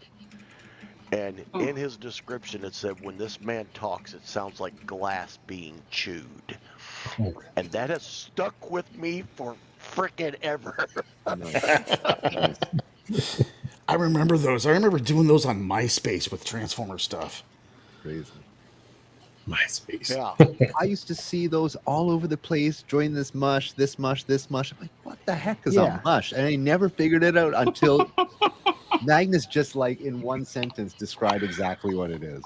It's like that was the way that I always described to somebody. It's like being part of a writing crew. Mm-hmm. You're writing a story, but you can only write for the person that you're playing. Mm-hmm. And if you want your character to be well known, you got to learn how to write. Yep. They kind of did similar with the 6th Final Fantasy game, which was released as Final Fantasy 3 on Super NES back in the day. Like, all the different key staff members had like 2 or 3 characters that were assigned to them. So you had, instead of just one writer, writing all the characters, it was every, the illustrator, the musician, the main map designer, and so forth and so forth. It's an interesting way to do characters, writing-wise. That was a really non-linear game, so I could see it writing it that way working, since every character basically just had their own isolated little story. So yeah, especially with the second part of that Final Fantasy VI set in the World of Ruin. Mm-hmm. Yep. There's, I was a member of this game for probably 7 or 8 years. I had 5 or 6 different characters on there. Of course, I played at level 5, so my character could die. If you play at level 3, they could take you to unconscious, but they couldn't actually kill your character. But you also don't gain experience to level your character up as fast. But if you're at level 5, you do. So we all played level 5, and I lost many a character on there. And I wrote up this set of twins, and it was a guy and a girl, and I never intended to play the girl, but the guy died on day 2 of being out of carriage in, and I was like, well, looks like I'm playing Raya. And I was known for her because she ran a club called DV8. DV, the number 8. Yeah, and it was a strip club. Nice. And she was like the madam of it. You know, she just ran it. But I was an undercover spy. Nice. I was actually a bad guy, but I ran this club in the bright area of town, impersonating a different clan of vampires because our disciplines matched. And it was a lot of fun. And this one guy come in and he just looked at one of the the character description that I had on her, and he sent me a private message in there, and he was like, "I would like your permission to take that the description of your character and turn it into a painting." And I said, "Sure, I don't care." And then he sent it to me, and I've got it in my barn. I'll bring it in here next time that we're on. But his name is Louis Royo, and he wrote for, Decepticatty knows who it is. I know who you're talking about. Get this shit out. Holy cow. Who is he right for? And I Yeah, mean, who did he write for? He was an artist that drew for heavy metal. Yeah. Oh. Yeah. And he captured the exact mental picture that I had for my character. And so whenever I run my vampire games, I pull that painting out. And I'm like, this is what you're looking at. They're like, oh shit, we know who that is. Nice. Yeah. Dude, that's awesome. Holy cow, man. We had a lot of there was a lot of people that played in that game. The guitar player for Bon Jovi, I'm drawing a complete blank of what his name is. But if you've ever seen him play live, his guitar strap, all those pins that are on his guitar strap, those are the clans of the vampires. There's a wrestler named Gangrel. That's one of the clans of vampire that he played on there. I'm trying to think of, there was 2 European people that were pretty popular, and I can't think of what they were. The game died many years ago. We still have a Facebook group where we get on there and we, oh gosh, we lost another one. Taltos died, and none of us knew many of us in real life, but there was a few that actually traveled there to meet people. That's cool. Yeah, I had a friend who I played a game with, sort of like a Warcraft clone, and his wife was from Virginia, Central Virginia, like me, but he was from Canada.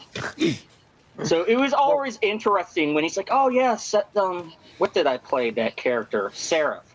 He's like, "Seraph, I was in town, like where you and my wife were from." Well, at the time I still lived there. It's like it was so much hotter than Canada. It's like, oh, go to Florida sometime. You'll just burst into flames as soon as you go outside.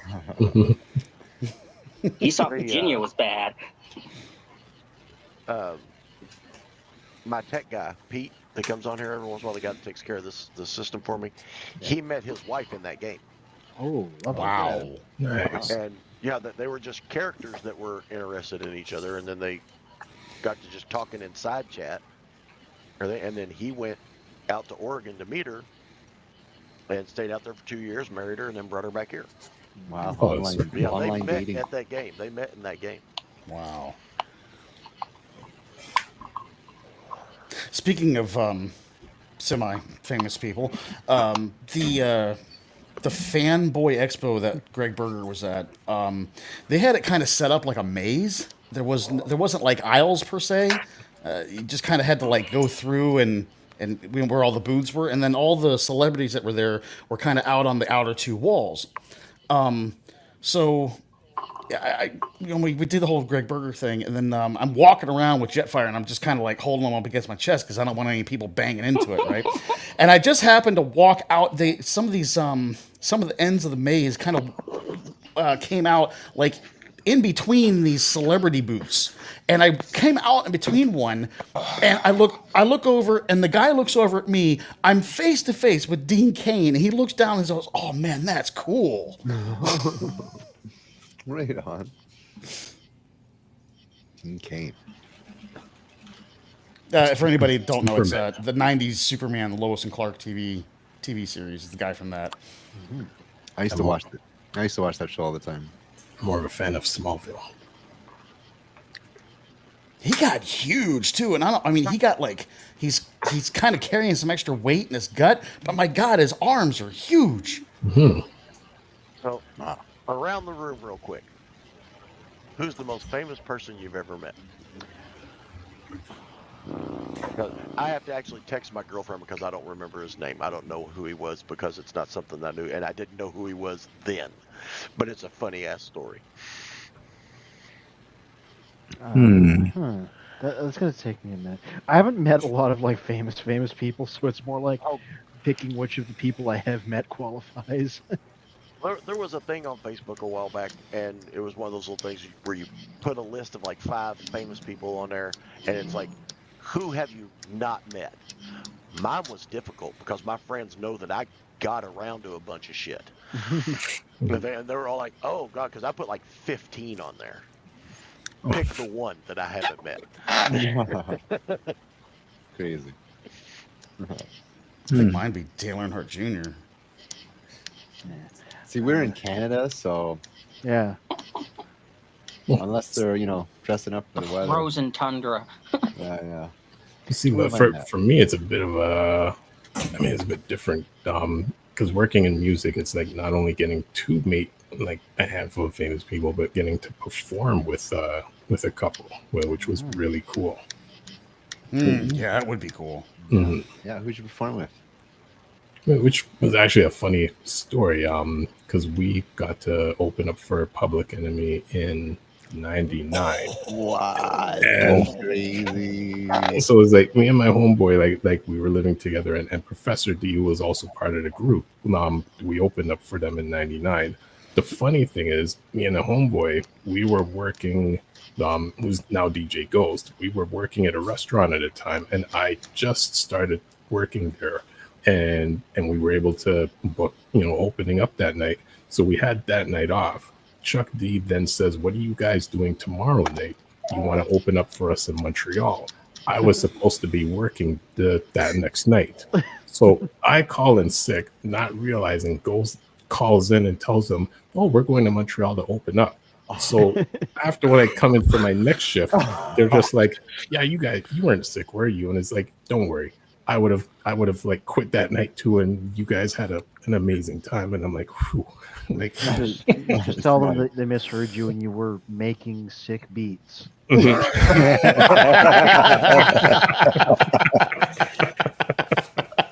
I love how he delivered that, just as straight white boy face as he could. Look, it's all I got going for me. I have to use it.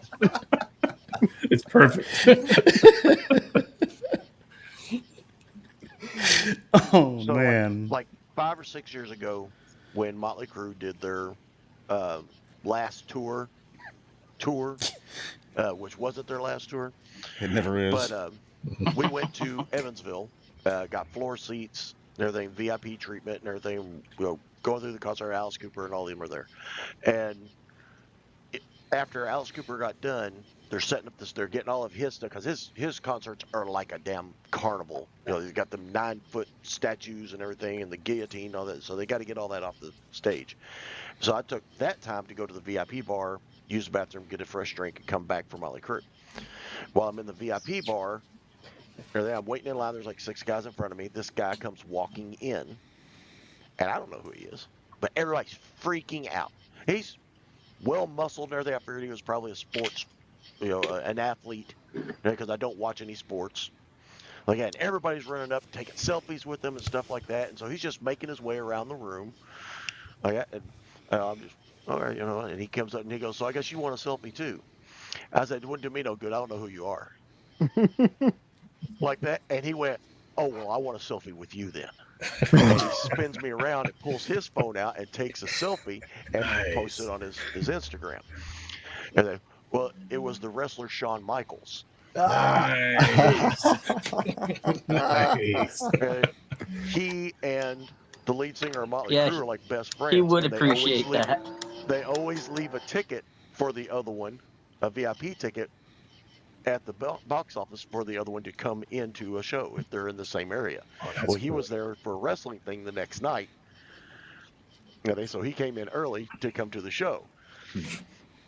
That's cool. So I got back to the group and I told him, I said, yeah, I just met this guy, Sean somebody, he's a wrestler. Shawn Michaels got a little bitty cowboy hat on, like that. And one of the guys that I was there with was like, oh, and so he jumps up and he just knocks people down, running back there to try and meet him. Like in college, I did a term paper on steroid abuse because I was a bodybuilder. And I did a term paper for one of my health classes for steroid abuse. And I actually got to talk to Lyle Elzado on the phone for my term paper. I've heard that name before. He's a football player. Mm-hmm. Real famous back in the 80s, late 70s, early 80s. He had, this is 25 years ago that I wrote this paper. I want to say he had 9 tumors the size of softballs removed from the back of his thighs and his ass because that's where he injected himself with the methyl testosterone. Yeah. And so he was a big anti-steroid user. So the kind of gave my paper some weight.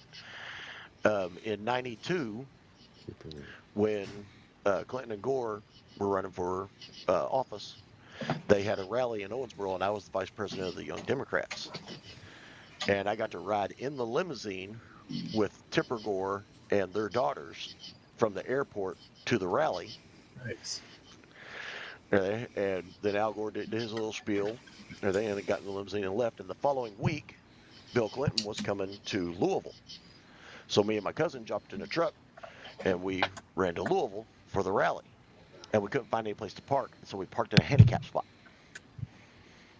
like that. And I was like, it's just going to be a ticket. They won't tow it. If they catch it, it'll just be a ticket.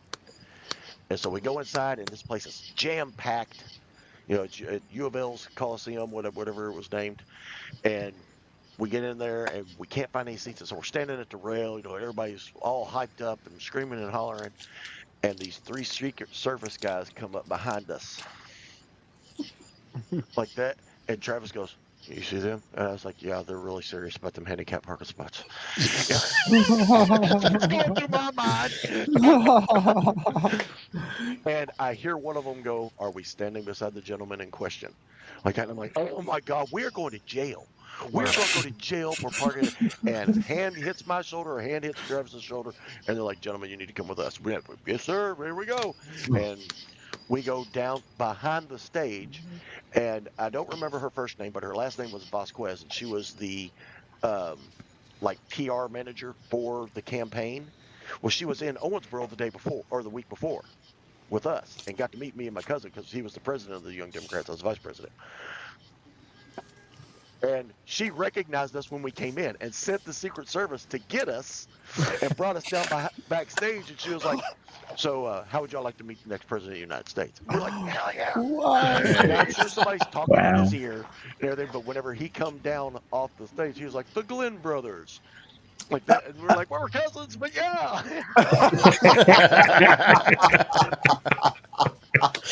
And so we got to shake Bill Clinton's hand. Nice. Cool. Yeah. Before he was president. Before, yeah, he was elected the next month. Wow. Nice. Oh, awesome. Anthony, just to make you jelly. This month I'm going to go see the Midnight. They're going to be down here in Florida. Awesome. Awesome. They put out a new single. I haven't listened to it yet. It's called Chariot, I think. Mm-hmm. Sweet. Yeah. Sweet. Yeah. I know that they're going to be in Toronto at some point soon, but like I really can't swing that because I got my wedding. Every one of my weekends is booked up. Yeah. So I feel extra cruddy about that, but what can you do? Yeah. I'm looking forward to hearing about it and like who they have on stage with them because they seem to be changing it up. Chromeo. I guess that's the other thing. I don't really know them, so yeah, I still have to look up to see who the hell they are because I don't even know who they hell they are. They had one song that I know that was a single a few years ago called "Jealous." It got like radio play, so I'm familiar with one track of theirs. You're ahead of me then. Yeah, I still have to like YouTube and find a playlist and listen to a little bit of them. Yeah. Sweet. When is that coming up? 24th. It's on a Tuesday night. 24th? That's awesome. That's the day before my birthday. What a good time to go see them. I saw them on September 22nd, 2018. So that was cool. Yeah, it was a birthday gift to myself. At the time, I was living in Montreal. So yeah, that was pretty cool. I'm gonna wear my my signed Days of Thunder shirt too because of their song Days of Thunder. Yes, totally. I totally want to sign too when they start playing Jason. I just want to sign I am Jason. I never even made that connection. That's so awesome. Yeah, that's an awesome. That's how I found out about the Midnight and you know the whole synthwave thing back in like 2017. I was playing GTA 5 online with a bunch of my friends. I do all the online races, and I had Spotify on, and every once in a while this song would come up, and I could have swear they were saying Jason. Yeah. And it was driving me crazy, but I could never like stop and listen to it because I'm way into the game, right? And then I finally find it on like YouTube, and I listen to it. I'm like, wow, it's about a man whore named Jason. How do they know me so well? So even though I know the lyrics don't fit, I always am like, it was nice of them to write an entire song about the Friday the 13th protagonist. So.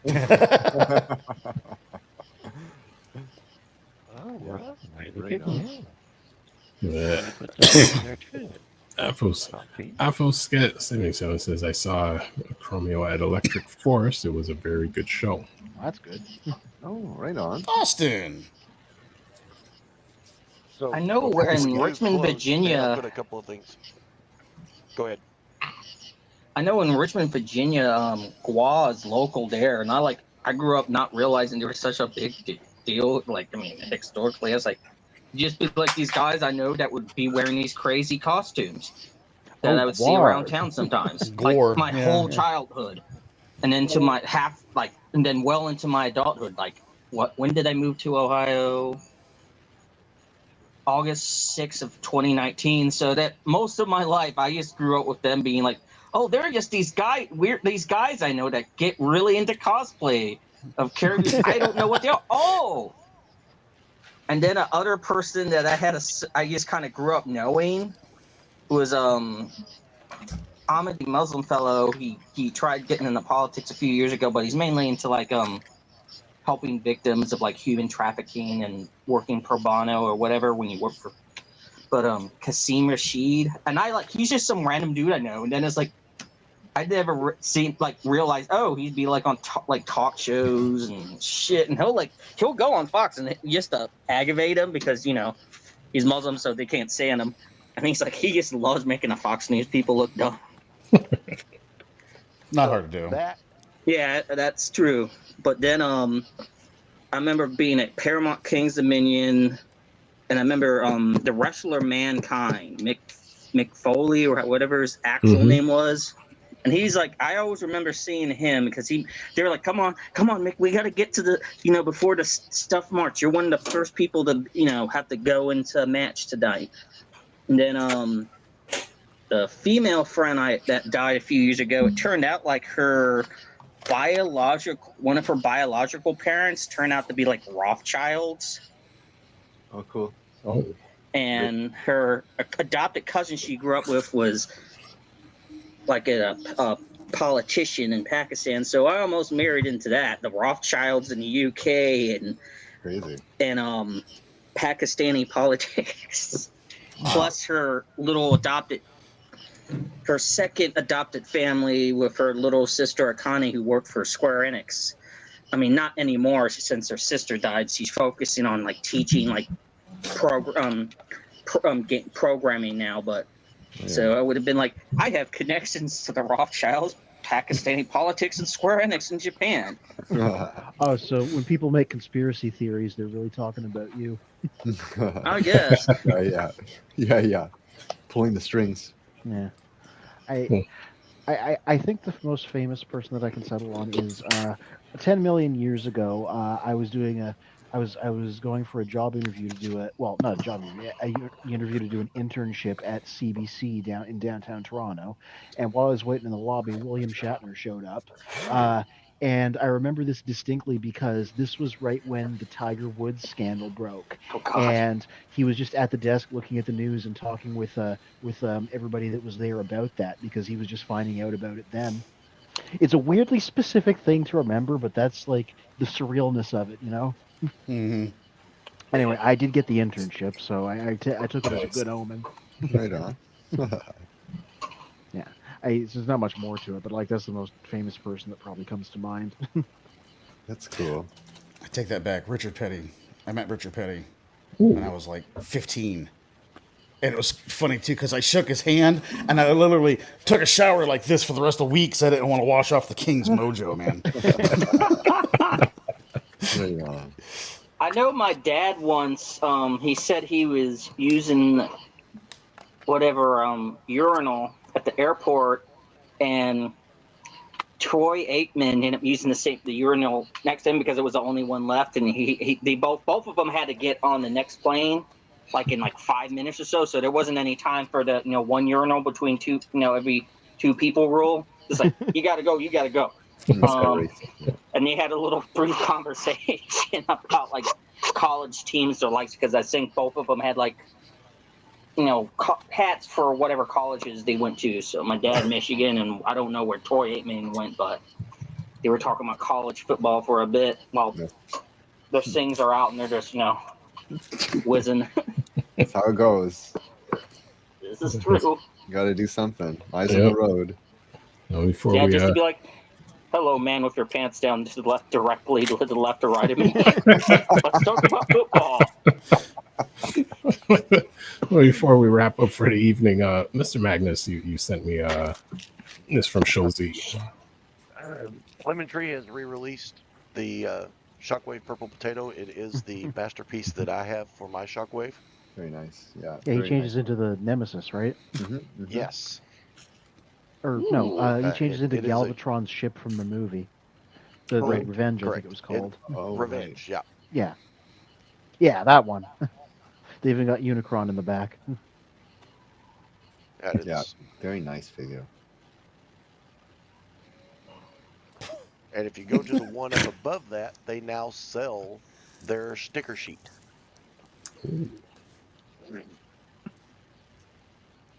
Sweet. What? Okay, so I see in this picture they have them listed as Shockwave. Why? What is the significance of purple potato? It's third party, and you can't call them Shockwave, otherwise you get sued. Oh yeah. Right. I don't know. Maybe the Revenge looks kind of like a potato. I don't know. There's always like they turn it into like this weird like riddle game every time a third party figure gets a strange abstract name. Yeah. I think the funniest one is the Astro Train calling him Thomas. Yeah, that's my favorite. Well, in Asia they have purple potatoes specifically, so I wonder. Yeah, maybe that's something to do with it, which are delicious, by the way. I have a story about that. So one time I was in Japan, it was like 4 a.m, and I was up because of jet lag, and I hear this like bell ringing as if it's an ice cream truck. I'm like, what the heck is an ice cream truck doing out at like 3, 4 a.m? Especially in Japan. Yeah, so weird. Because they close stuff. Once the train stops, it stopped until 5, 6, whatever it is in the morning. Yeah. So I run outside. Yeah, you're kind of screwed. Yeah, if you miss the train, you're Yeah. sleeping on the street. That's how it goes in Japan. They're Or cool you with walking that. home. Hmm. I've done that before in Japan. So, yeah, Renaissance is this guy in a truck, and he's ringing this bell, and I'm looking in the truck. It's like this small flatbed truck in the back. I'm like, what are you selling here? It's like potatoes. I'm like, oh, and he's like, American? I'm like, no, Canadian. Oh, Canadian. Yeah. And I'm like, he's like, I don't know, however many hyaku yen. And I'm like, oh, I left my wallet inside. I just came out to take a picture of you. And he's like, well, here, have one. And he took one right off of the charcoal. And man, that thing was so delicious. It was so good. Unbelievable. So I understand the purple potatoes being staples in Asia. They're saying our toy is delicious. Delicious. Look at that butt. Delicious. That's Cybertron's ass. Nope. Not gonna say it. No. Must not say anything about eating stuff. Don't. Make it tape. But the link that I put in above that says sticker sheet, that's their updated sticker sheet, and they're selling them now instead of giving them away. But one of the pieces of it is really, really handy. With the half and half one there? Yes. Yeah, totally. Yeah. Oh, that seems very useful. Mm-hmm. And yeah, you get all 6 of those for like $5 American. So. Oh, there you go. So like 25 Canadian. Yep. I can't wait till winter. 81 maple leafs. Oh, here I was showing off my set list to the 2019 the Midnight concert I went to. Yeah, so the what do you call it? Like the stage guys were just throwing them off at the end of the show. So I grabbed this one, and at the first concert, I also grabbed the set list from the first concert, but I got it handed to me by the drummer. Yeah, so that was fun. Here's some songs. Jason's the 4th song. Vampires, come back. Right. Yeah, that's a good song. Vampires, good song. Oh, I guess the cutoff after that is their encore. Encores, yeah. You got it. They did Brooklyn.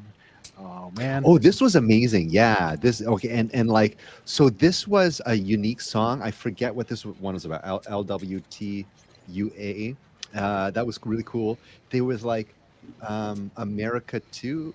Oh, that yeah. So that album hadn't come out yet at the time, so that was cool to hear that. And yeah, so this was something cool by I forget the guy's name. I think it was Kevin, the writer and singer.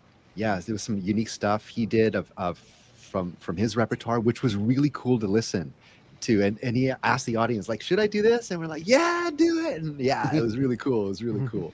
Yeah, good show. Intimate shows they had in Toronto. But that was way back, like 5 years ago. Everybody listening to this, go listen to the Midnight. They're a very good band. Totally. And then Charlie sees making reference of like the trains shutting down, where he says I would see kids waiting for school buses at 4 a.m. I was working the grave shift. Wow. Oh, in Okinawa. Okay. Wow. But still, wow. Holy cow. Early for kids. I guess sometimes they have to travel far for school. Jeez. In Okinawa? Well, if they live like in a more rural part of, the country, yeah, sometimes you got to travel far. I remember I was in Nagano and kind of in a remote area, and I remember it was really early, and I remember some kids getting on the bus or the train, but it wasn't like 4 o'clock in the morning early. It was like sunrise early though. So I just remembered something. So I have a work acquaintance who recently, maybe like a month or so ago now, I hadn't talked to her like the first, she's like 50 or 60 or something, old and gray compared to me. And somehow we got on the subject of Japan, and she was telling me how when she was in her 20s, so 94 to 98, she was in Japan. She was in some place that got integrated into Miyazaki which my friend Tanuki said is near where she lives. But a funny story she had was a way that she would bribe the kids. She had a class of all boys. One of her classes was all boys, and this is when Beavis and Butthead were big in the '90s. So her way to get the boys to do their classwork was, if you do your classwork in a timely manner, you get to watch some Beavis and Butthead. So you just have these random Japanese kids like, you know? I mean, that would still work on me today. So. Charlie C said the schools had 24-hour different shifts, and also says Okinawa is a super small island. Yeah, that's what I thought. So I don't think they have to travel far. And David yeah, Jones, right. If they travel too far, they're going to be swimming. Hello, David Jones. Hello, David Jones. So, David Jones locker. Wrapping up for the evening, was Mr. Magnus, do you have any reveals or anything coming up for the week? Yes, I have Big Bet over there. So, coming up this month should be the DK01 upgrade kit for the Devastator. And all three of my swoops should be here, as well as the 86 Springer. So that's this month sometime. So cool. They are being processed right now. Over to you, SETTOM Arts. What do you have coming up for the week? I've been doing photos of baked goods from some friends of mine's bakery, and then I'll have them with little gotcha toys and whatnot. So I think this Saturday they had, Friday and Saturday they had these blue cheese mixed with cut with cream cheese Danishes, and then you would get whatever type of jelly / jam you'd want on it. So that Danish with this little figure was just kind of appropriate. Just if you've seen Spy Family, you know what the deal with this character is. Like, imagine like a Cold War era assassin. But that kind of bittersweet. But yeah, the figures, and it was, I think I also had like an apple crumble cake cupcake as well that was with that Danish and this little figure. I shot them yesterday, but I didn't get around to posting them. Otherwise, it'll probably be, I need to take pictures of that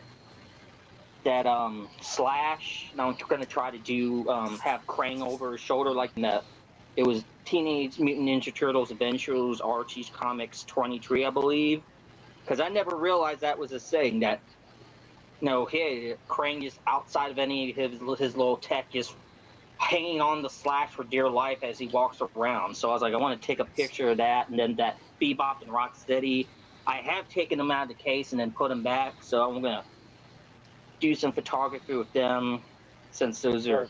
Is Slash the armor that he wears? Is that the big robot thing that he's in the stomach of? No, that's you're thinking of Metalhead. Metalhead's the robotic one. Slash is like the more... He's a mutated turtle, like, the four bros, but he's normally like a snapping turtle, a common snapping turtle, or alligator. I'm talking about the thing that Krang sits in, where he's in its stomach. Oh, you have the Bubble Walker, which is what I got, and then you have, it's just called the android body. I think that's what you're thinking of, the humanoid. Yeah, are they going to make one to fit that one? God, he'll be monstrous. They have, I know true. NECA, if you want something that's more true to like the animation, get the NECA one. If you want one that's more rather than I got their mind today's, get the BST AXN Loyal Subjects one. That's the one I want to get, because I never liked the animation one. I mean, nothing against Roly Poly Man or anything, but I just like, it's just, I'll have to pull like pictures and share them on Discord, but I just like that best action extra large. That didn't sound right in context, talking about a big But He's burying the that's hole. the I want to android see how train deep he body figure goes. I want. If he goes to 6 So- foot, we know he's dead. And then, but I know I want to get the NECA based off the movie designs. I think I had sent them on a picture of them on Discord where it was like the original 80s Playmates toys versions of Toka and Razor. And then had them in front, behind them, you had the NECA toys from like a few years ago where they're like 7 and 8 inches respectively. I want to get that for my Toka and Razor. And then get the Super 7 version of Muchichin Man, and he's a character that, along with those other two that are typically bigger, because like Slash, he's only about maybe like a foot taller. Same with Bebop and Rocksteady, they're about a foot taller than the Turtles normally. But Muchichin Man, he's like big. Toka and Razor, they're big, so I figure I'll go those routes with those, and then I'll have 9 characters, bad guys I really want toys of. Nice. Over to Deceptikitty. What do you have coming up for the week? Yeah. Okay. So this week's I'm having my live stream on Tuesday night, 8 p.m. Eastern. Oh, actually, sorry. This week I should say I'm having my live stream early at 7 p.m. to 9 p.m. The reason is Ninjatron is having a live stream as well. We're doing a watch party. I forget what movie it is. But nice. If you're interested, you could find out on Ninjatron's Discord channel, something Ninjatron. And yeah, so last week I realized like I've had an epiphany on my health status, which is interesting to have found out about some of these things through some tests. I got some more tests I got to do.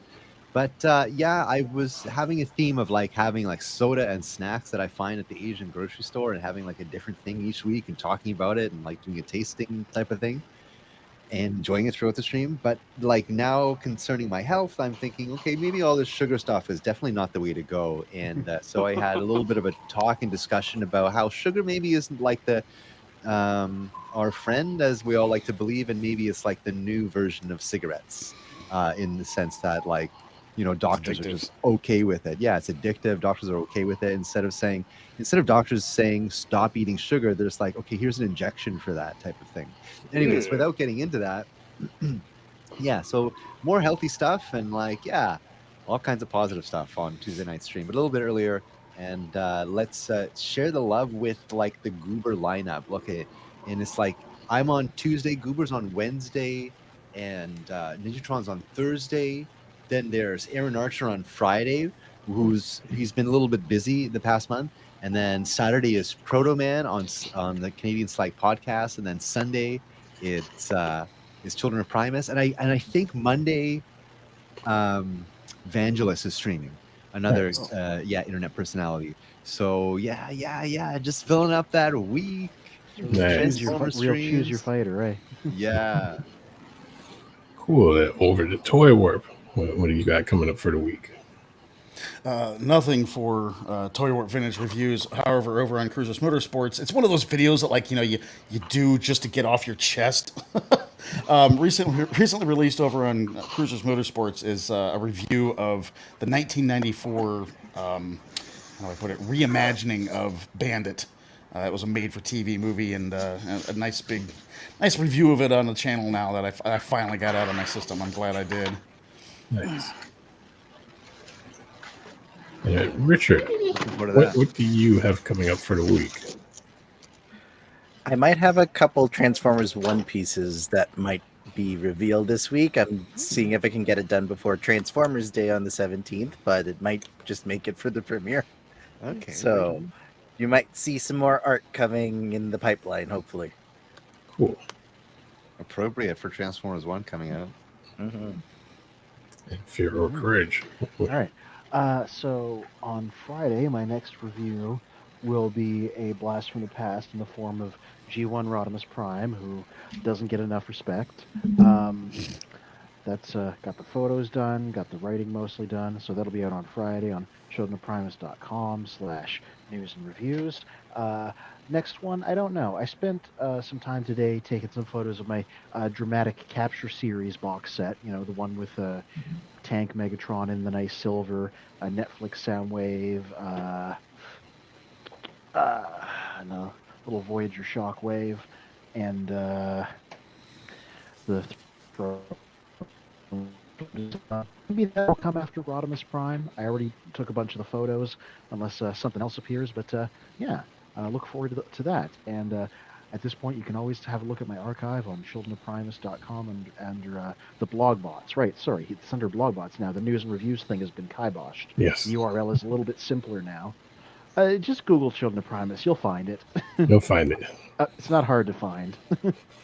Cool. And before we sign off, TJC Turtle, well, welcome TJC, was asking us a question. Name a transformer for me to edit. Rodimus Prime. Defensor. I should have. What do you mean edit exactly?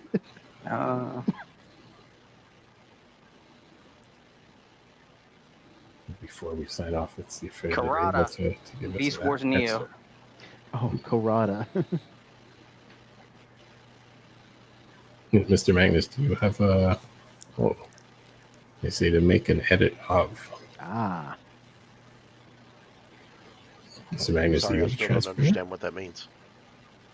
Me neither. So that's why I'm just throwing it out there just to see what happens. Rodimus Prime. That's what I'm voting. I was gonna say lockdown, just because he fell on my face earlier. This is in need of a good edit. Unicron. Unicron. Crossfire, I saw like my character. Unicron is Nice. What is it? That Vocaloid girl with like the bluish green hair. Miku. Yeah, I saw like her, but as Unicron earlier today. Interesting. I was like, what the hell? Spin the one I put in there, the private chat while we're waiting for his answer. Yes. Female Galvatron masterpiece. Oh yeah, the one that was a TFCon exclusive initially. Let's see. I do not see You that. can order it at Show Z Store now. Yeah, that's Oh, typically how there it goes with those. They're available at TFCon, but then if there's any more, they'll just put them up there. And sometimes they do second runs. Here we go. Just before we sign off, let me pull that one up on the screen. Luna Sight.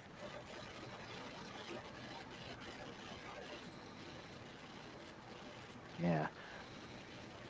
Yeah, this was one of the TFCon exclusives. I went with Clench, but I was sorely tempted by this one. And I know Mastermind Creations makes good stuff.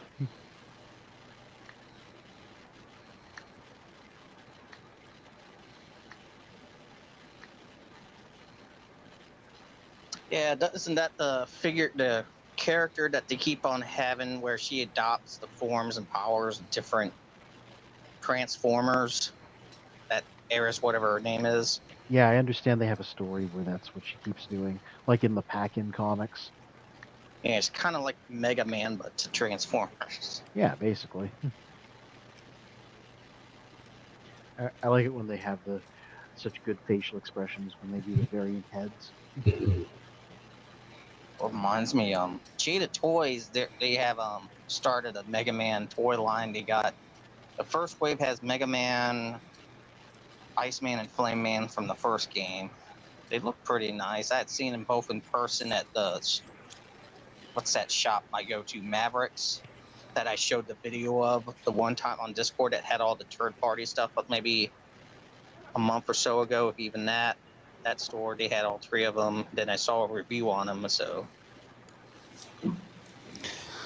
I don't think this guy's going to answer. Well, I would say I'll have to answer in the comments after our stream.